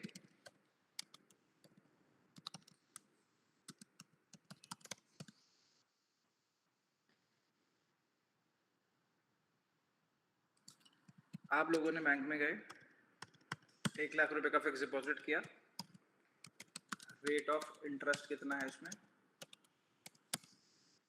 मान लो 7%, ठीक है। तो उसकी बहुत सिंपल तरीके से हम क्वार्टरली कंपाउंडिंग नहीं ले रहे, मैट वैल्यू क्या होगी उसकी, एक साल के बाद आपको कितने पैसे मिलेंगे, 1,07,000 रुपए। तो हमने क्या सोचा, हमने कितना इंटरेस्ट बनाया इसमें,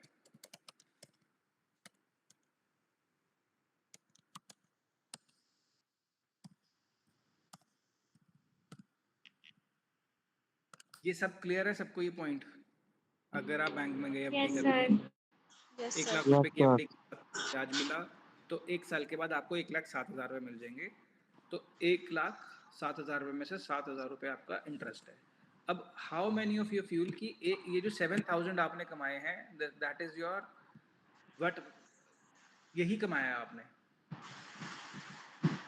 कितने लोगों को लगता है कि आपने 7,000 रुपए कमा लिए हैं इसमें, अगर 1 लाख की एफडी करिए तो at the end of the year आपने 7,000 बना लिए हैं? कितने लोगों को ऐसा लगता है?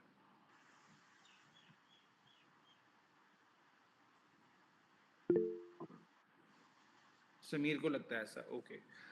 बाकियों को नहीं लगता क्या 7,000 रुपए कमा लिए हैं? बाकियों को क्या लगता है? Amazing, who said this? Dev ने, है ना। तो आपको देना पड़ेगा इस पे टैक्स।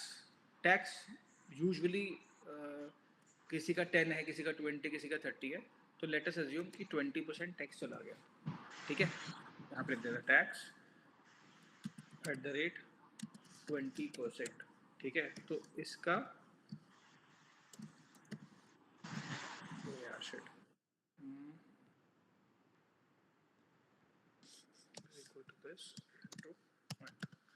तो 1,400 रुपये टैक्स चला गया।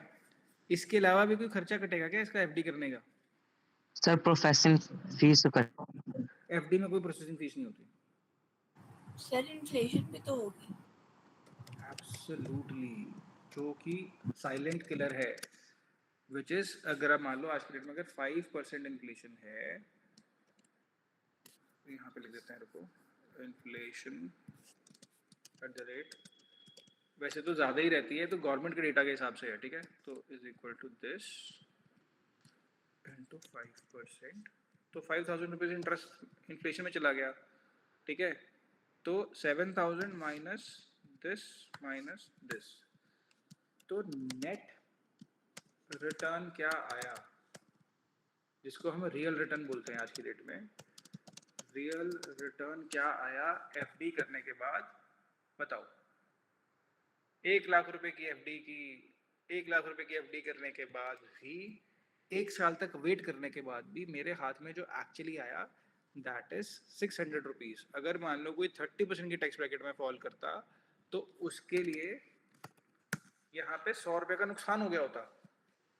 अगर कोई बंदा 30% की टैक्स ब्रैकेट में फॉल कर रहा है और इन्फ्लेशन का रेट भी अगर थोड़ा सा और ऊपर है, तो एफडी करने के बावजूद भी नुकसान हो रहा है, ठीक है। अगर मान लो किसी ने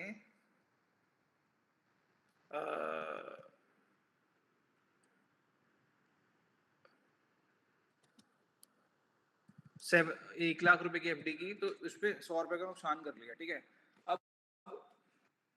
अब मुझे हमेशा ऐसे टूल्स की तरफ अपना पैसा, ये वाला जो प्रोडक्ट है जहाँ पे भी आपको, जो गवर्नमेंट ऑफ इंडिया है या जो भी ऐसा इंस्ट्रूमेंट जो आपको पोस्ट टैक्स और पोस्ट इन्फ्लेशन आइदर जीरो या नेगेटिव में रिटर्न देता है, ऐसे टूल्स में पैसा इन्वेस्ट करके मैं कभी भी अमीर नहीं बन सकता।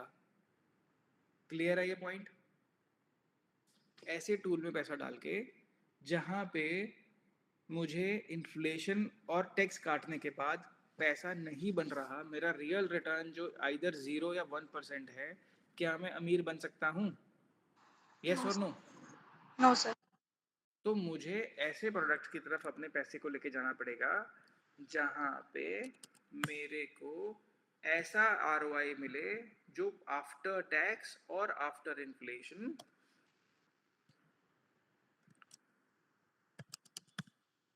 मुझे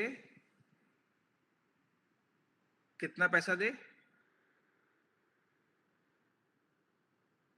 ज्यादा रिटर्न बना के दे after tax and after inflation. तो यूजुअली जो इक्विटी और इक्विटी रिलेटेड इंस्ट्रूमेंट्स होते हैं उनके अंदर ये एडवांटेज मिलता है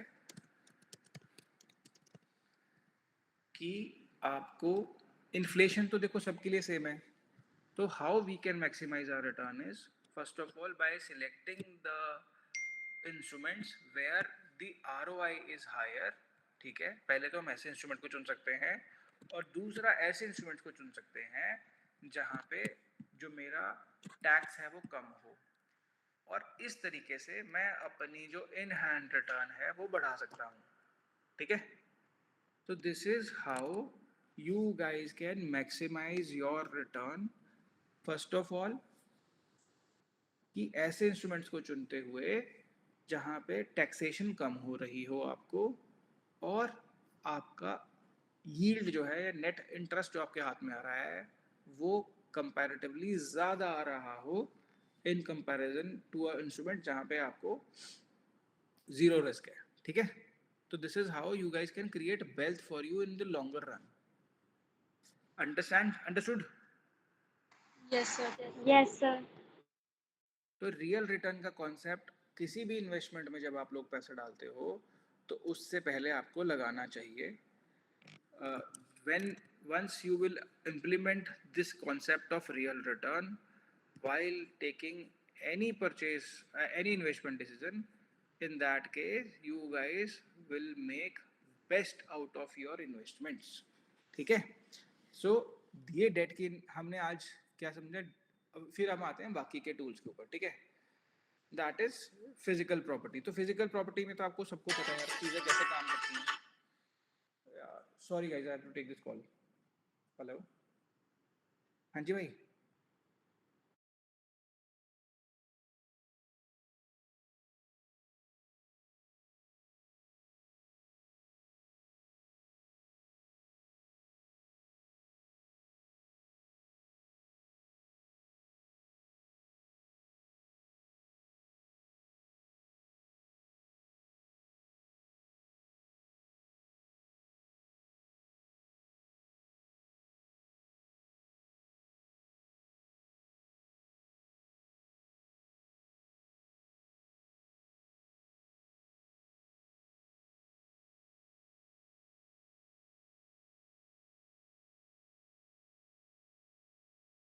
yes, I am back.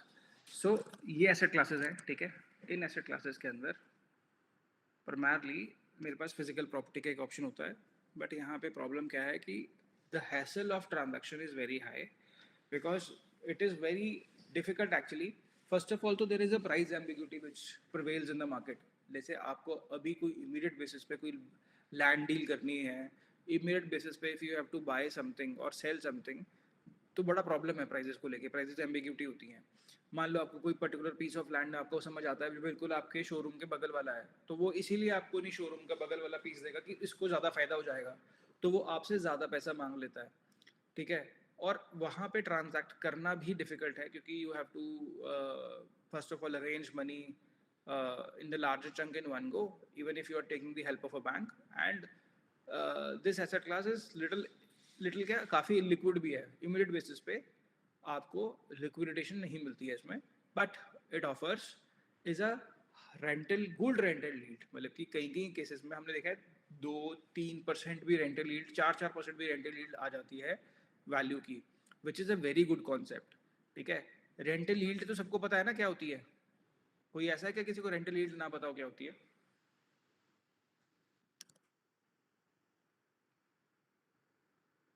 Rental yield पता है गाइस? पता है, आकाश को पता है। ओके, तो आई एज्यूम आकाश को पता, सबको पता, because nobody is participating now. Guys तुम्हें समझ नहीं आ रहा, तुम इसलिए पार्टिसिपेट नहीं कर रहे हो और व्हाट?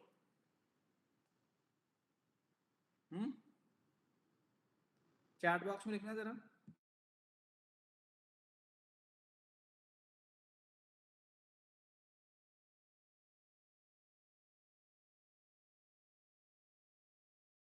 सर आपने रेंटल लीज बोला क्या?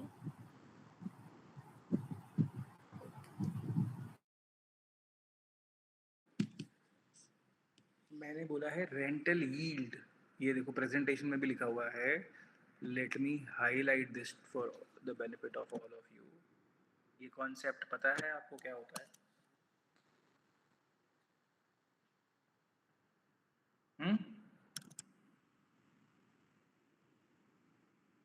Yes, sir. Yes. Yes, sir. चलो दैट इज ग्रेट। तो रेंटल यील्ड जो है वो एक अच्छा एक ऑप्शन यहाँ पे फिजिकल प्रॉपर्टी के साथ आता है, ठीक है। एक होते हैं रियल एस्टेट इन्वेस्टमेंट ट्रस्ट, रीट्स जिसको बोलते हैं। तो they invest in real estate just like a stock, but they offer very high liquidity, और इसमें एंट्री भी है वो छोटे अमाउंट से भी हो जाती है, as low as 5,000 rupees. Very good option who wants for the young investor who want to take exposure into real estate। तो रीट्स भी उनके लिए एक अच्छा ऑप्शन होते हैं, इन्वेस्टमेंट एवेन्यू होते हैं। तो रीट्स पे मल्टीपल कंपनीज हैं जो रीट्स अपने ऑफर करती हैं, और आप लोग रीट्स में इन्वेस्ट करके भी अपने पोर्टफोलियो में रियल एस्टेट एक्सपोजर दे सकते हो। Another option is gold and commodities. Gold and commodities are proven hedge against inflation and economic crisis। जब जब global turbulence आती है तो gold में आपको preservation मिलता है, because when the money moves from all the asset classes, it reaches to gold, and gold is called the hedge of all the investments because it is considered as the safest haven for the money. So this is all in the different asset classes. So now let us jump onto the concept of building the portfolio. When we are building the portfolio, you have to keep in mind that asset allocation is the most important and crucial part. Asset allocation drives over 90% of the portfolio returns, not individual stock pickings. Your age, risk tolerance determine your mix. तो ये जो specific चीज़ है, asset allocation से ही आपकी portfolio returns बनेगी। अब asset allocation आपको term पे जाओगे तो शायद हैवी लग रहा होगा, but it simply means that कि आपके पोर्टफोलियो में कितनी इक्विटी, कितना डेट, कितना गोल्ड, कितना रियल एस्टेट होना चाहिए, यही एसेट एलोकेशन है। इसका राइट मिक्स आपको बनाना है। एक कोर पोर्टफोलियो एलोकेशन होती है, एक आपकी टैक्टिकल पोर्टफोलियो एलोकेशन होती है।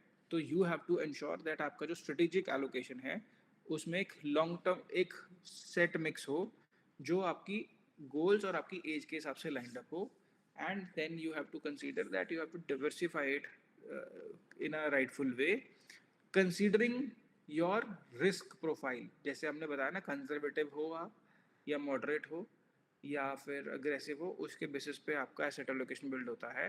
And with the passage of time we have to rebalance that asset allocation, because अगर हमने initially decide किया कि मेरे पोर्टफोलियो में 60% इक्विटीज होनी चाहिए फॉर एग्जांपल, तो मार्केट पर जो है प्राइस की मूवमेंट रेगुलर बेसिस पे होती रहती है। आफ्टर एन ईयर और सो वो जो एसेट एलोकेशन है वो चेंज हो जाती है because of the price movement in the market. तो every year once have to reinstate that asset allocation thing, ठीक है। तो बहुत सिंपल, बहुत ही ज़्यादा सिंपल एक क्विक समर रूल ये है कि आपको आपका जब पोर्टफोलियो बिल्ड कर रहे हो तो उसमें एक ये फॉर्मूला लेके चल सकते हो कि आपके पोर्टफोलियो में इक्विटी एलोकेशन कितना होना चाहिए। तो 100 minus your age should be your equity allocation. It means if you are 20 year old today, तो आप अपना जब पोर्टफोलियो बना रहे हो आपका पोर्टफोलियो में 80% इक्विटीज होनी चाहिए। जैसे जैसे आपका एज बढ़े ग्रेजुअली आप वैसे वैसे अपने पोर्टफोलियो में से इक्विटी एलोकेशन को कम कर सकते हो। This is an ideal way and this is how you guys can think about the asset allocation, ठीक है। अब इसको और डिटेल में हम अगले सेशन में फिर से समझेंगे, but this is a crucial and important topic which you should keep in your mind, ठीक है।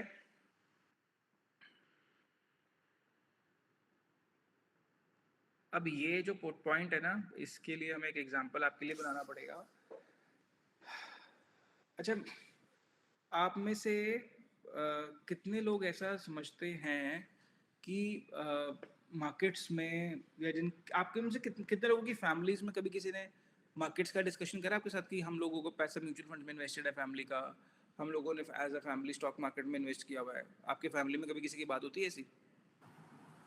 Yes sir. Yes one chat box में लिखो कितने लोग यस और बोल रहे हैं। Everybody has to participate.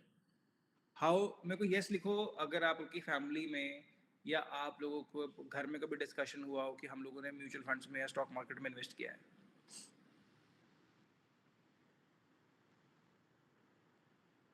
Come on guys, फटाफट लिखो चैट बॉक्स में यस और no. No. Hello.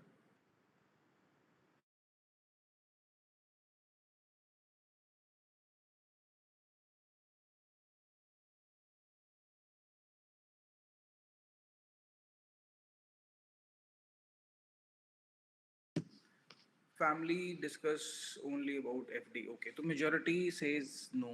So guys, हमारी families में ना एक बड़ा myth हो गया actually इंडिया के अंदर ना, as I've told you कि लगभग 80 लाख करोड़ रुपीस इंडिया के लोगों ने इन्वेस्ट किए हैं म्यूचुअल फंड्स में, ठीक है, but only 5% of the population of this country invest into equity or equity related instruments, which means that the penetration in our country is extremely low. तो developed nations में like US, China, है ना, UK, Australia or probably other developed nations, Europe के अंदर, this number is somewhere around 50%.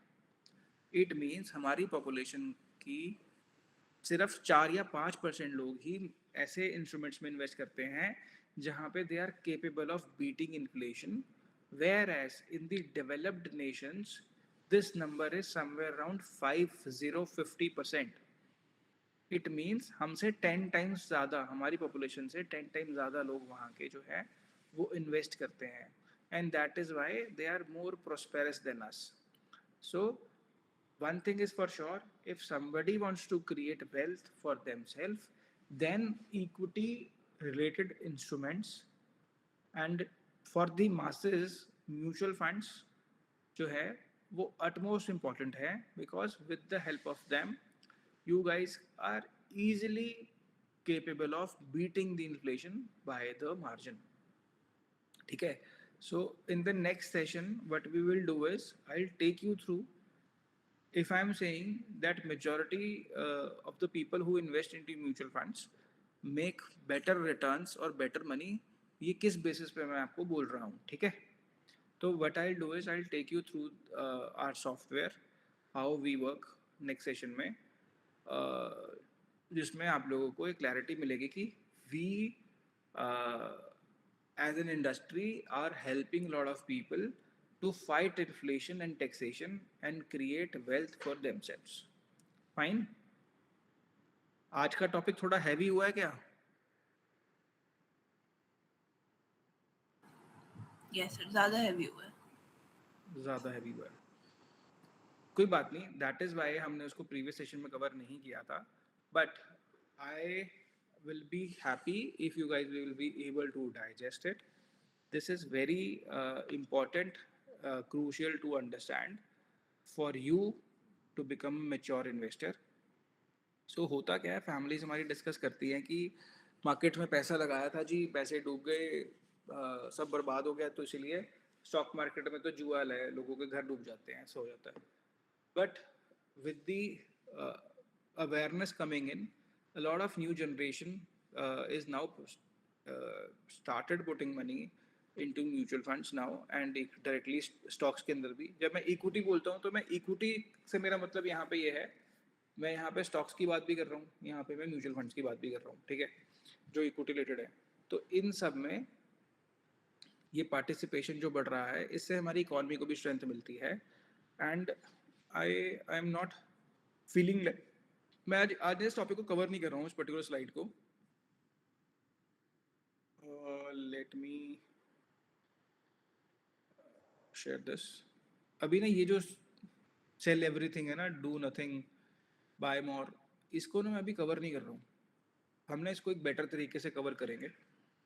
ताकि आप लोगों को उसको बेटर समझ आए कि ये एक्चुअली है क्या, लॉजिक क्या है, वाई वी आर सेइंग, है ना।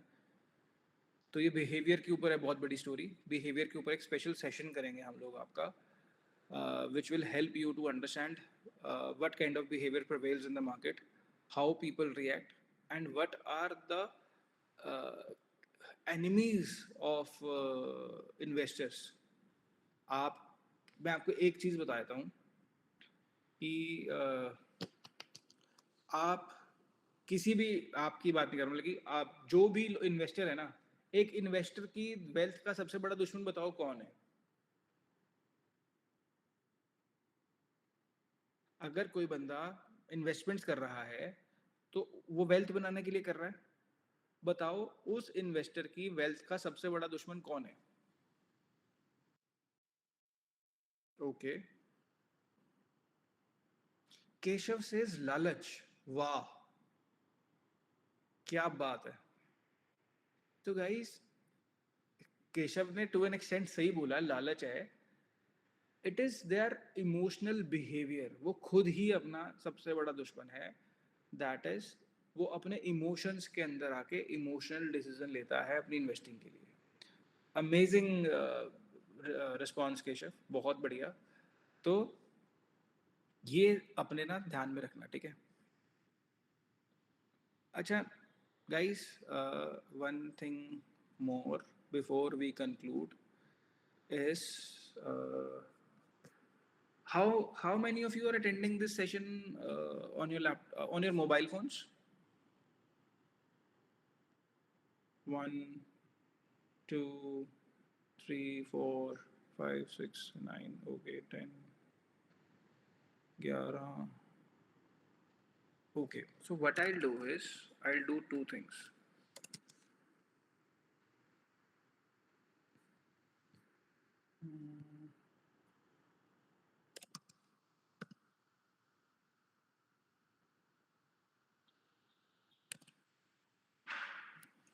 रुको, wait, what I do is, हम लोग यहाँ पे एक छोटा सा एक्टिविटी करते हैं for all of you, because ना अगले टॉपिक्स पे जाने के लिए ना, तो मैं एक एक्टिविटी बोलता हूँ।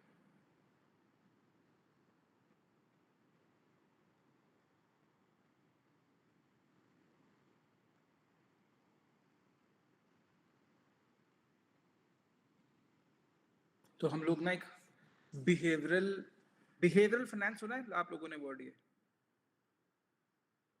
नहीं सुना? अच्छा, जिन जिन के हैंड रेज हैं वो हाथ सब हटा लो नीचे एक बार यार,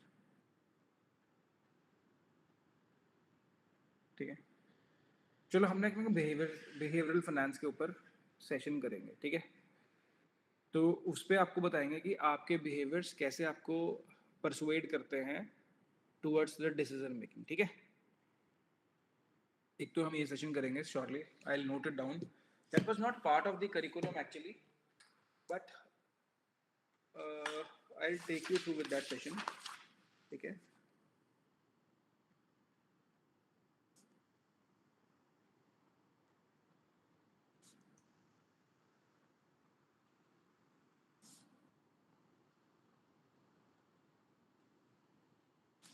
चलो, अब now I want to know from 3-4 of you, आज के session, Shivam says, sir, will you cover cryptocurrencies in future session? Answer is no. We will not gonna cover cryptocurrencies. The reason is very simple, that हमारी government जो है उसको अभी allow नहीं करती है। गवर्नमेंट के लिए सिर्फ गवर्नमेंट को क्रिप्टो करेंसी से टैक्स चाहिए, but government is not appreciating it. There is no governing body on cryptos as on date. जब तक देयर कोई रेगुलेशन, कोई रेगुलेटरी फ्रेमवर्क नहीं होगा, तब तक जो है we are not gonna do this. We don't invest into it. We don't guide our investor also into cryptocurrencies. The reason is very simple, that government is not appreciating this, and we as a citizen of this country want to comply fully with the government. Because अगर मेरा पैसा कल को डूब जाता है तो government मुझे सपोर्ट करने नहीं आएगी, whereas बाकी सब इंस्ट्रूमेंट्स में मेरा पैसा का एक सिक्योरिटी है, क्योंकि मेरा पैसा लेके भाग नहीं सकता। Akash want to say something. बोलो आकाश, क्या कहना है आपको?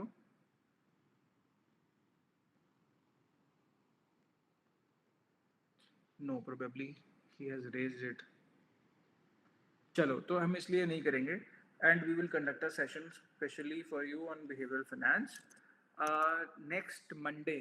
Next time when we will be meeting we will be having presentations from you guys, और जो बजटिंग वाला हमने टॉपिक किया था, ठीक है, उसके ऊपर आप लोग प्रेजेंट करोगे, तो अपनी प्रेजेंटेशंस प्रॉपर्ली रेडी रखना. You guys will be presenting, all of you, like team wise we will be giving you maximum 10 minutes, ठीक है. एक ग्रुप 3 टीम्स हैं तो 1 घंटा उसमें जाएगा, हर टीम को 10 मिनट मिलेंगे प्रेजेंट करने के. I want everyone to speak from the team. ऐसा नहीं है कि कोई एक लीडर ऑफ द टीम है जो सारा का सारा ज्ञान पेल के जाएगा, ऐसा नहीं होने वाला. Everybody will be covering few topics. अब जो भी टीम जो है उसको स्कोरिंग मिलेगी उसके बेसिस पे, जिसके जितने ज़्यादा मेंबर पार्टिसिपेट करेंगे एज वेल, और उसमें कंटेंट तो ऑब्वियसली मैटर करता ही है, ठीक है. ये आप लोगों ने काम करना है. And that's it probably for the today session, because again आज का सेशन थोड़ा सा हैवी था और फ्यूचर के सेशन थोड़े से और हैवी करेंगे हम लोग आप लोगों के लिए. अभी तो पीएमएस और एएफ का सेशन आपके लिए करना है. अभी तो म्यूचुअल फंड्स भी आपको समझाया नहीं है हमने तो क्या होते हैं. Sir the presentation of 6 July. 6 July is Monday ना, तो मंडे है भाई, मंडे को प्रेजेंटेशन है. बिल्कुल सही कह रहे हो आप. 6 जुलाई को आप लोग प्रेजेंट करोगे जो आपको केस स्टडी मैंने दी है उसको, ठीक है. और I would also request all of you that and sir the presentation team wise. Keshav सुन नहीं रहे हो क्या आप, मैं क्या बोल रहा हूँ? टीम वाइज होगी भाई, बिल्कुल. गाइस क्लियर है ना सबको? टीम वाइज प्रेजेंट करना है, इसमें कोई डाउट मत रखना. सबको टीम वाइज प्रेजेंट करना है. और लेकिन अब हर टीम में से हर एक बंदा पार्टिसिपेट करेगा. ऐसा नहीं होगा कि कोई एक ही बंदा बोल रहा है सारा का सारा. There will be no one man show. Everybody whosoever is a part of the team has to come forward and speak, ठीक है. Another thing is that now as we are winding up the session, I am sharing you the list, the link of our Instagram channel into the group. I would request all of you to have a look on the page and the kind of content we post on social media for our clients, ठीक है. और also request you to follow us on social media, ठीक है. ये इस content के अंदर से सवाल पूछने वाला हूँ मैं आप लोगों से, ठीक है. बिकॉज हमने जो बिहेवियर पे सेशन करना है ना, बिहेवियर के सेशन को लेकर ये बहुत इंपॉर्टेंट है, बिकॉज इसमें हमने रियल टाइम पे ना बहुत कुछ कैप्चर किया है. तो आपको बिहेवियर वाले सेशन के अंदर इस पे सवाल होने वाले हैं आपसे, ठीक है. तो this is what I am posting to you in the group.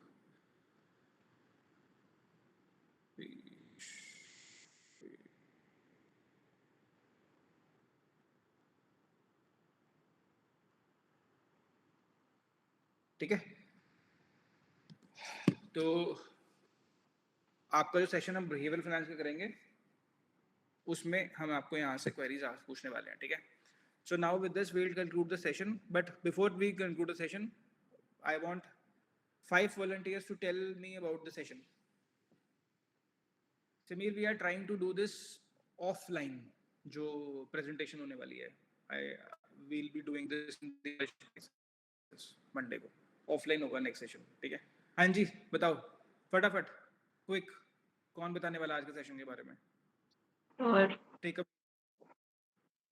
Okay, कायनात वंशु से. हाँ जी बताओ. सर आज सबसे पहले हमने बॉन्ड्स की इंट्रोडक्शन थी, उनका एनालिसिस था और बॉन्ड ट्रेडिंग कैसे होती है. तो बॉन्ड एक फिक्स्ड इनकम इन्वेस्टमेंट होता है बेसिकली, और उसमें इन्वेस्टर इशूअर को पैसे देता है और बदले में रेगुलर इंटरेस्ट या फिर जो कूपन आपने यूज करा उसको मिलता है.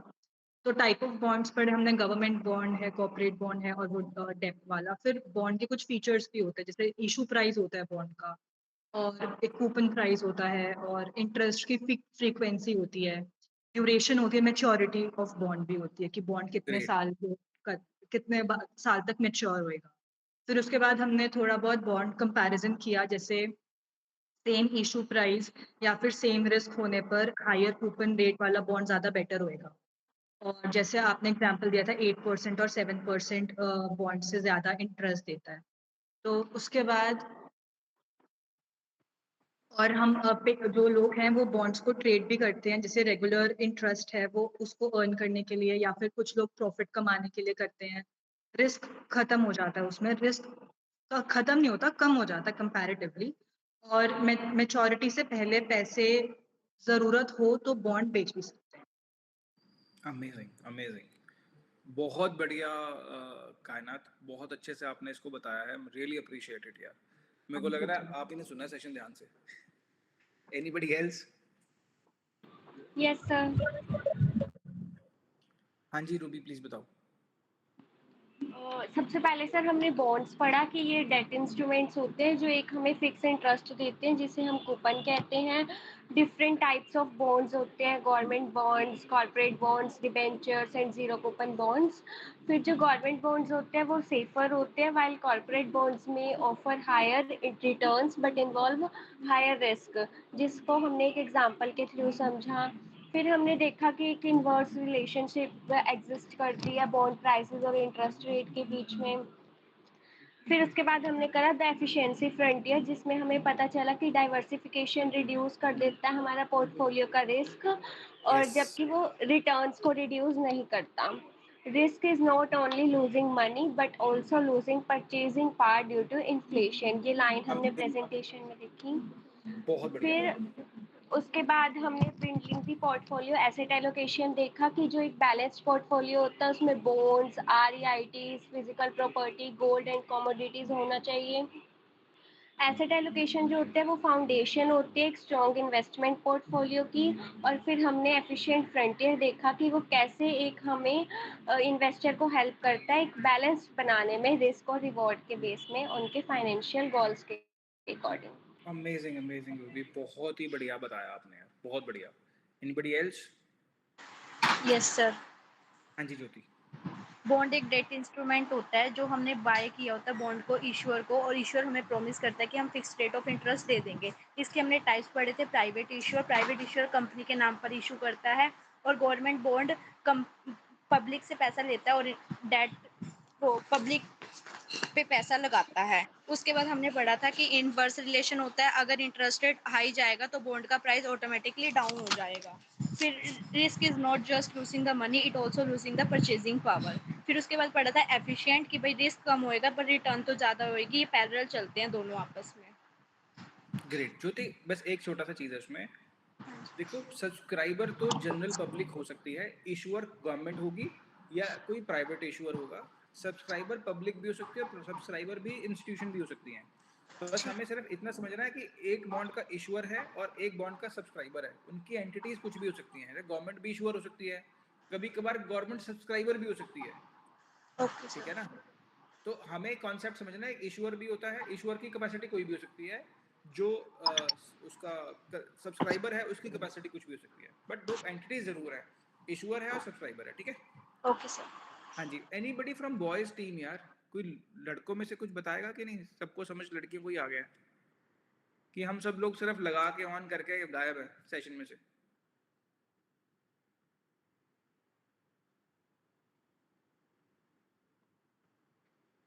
No one want to participate. Chalo, that is your loss, guys. So, chalo, with this, we'll conclude the session. Thank you so much for attending the session. See you, all of you, live and face to face on Monday with your presentations. ठीक है? चलो, have a great day ahead. Bye bye.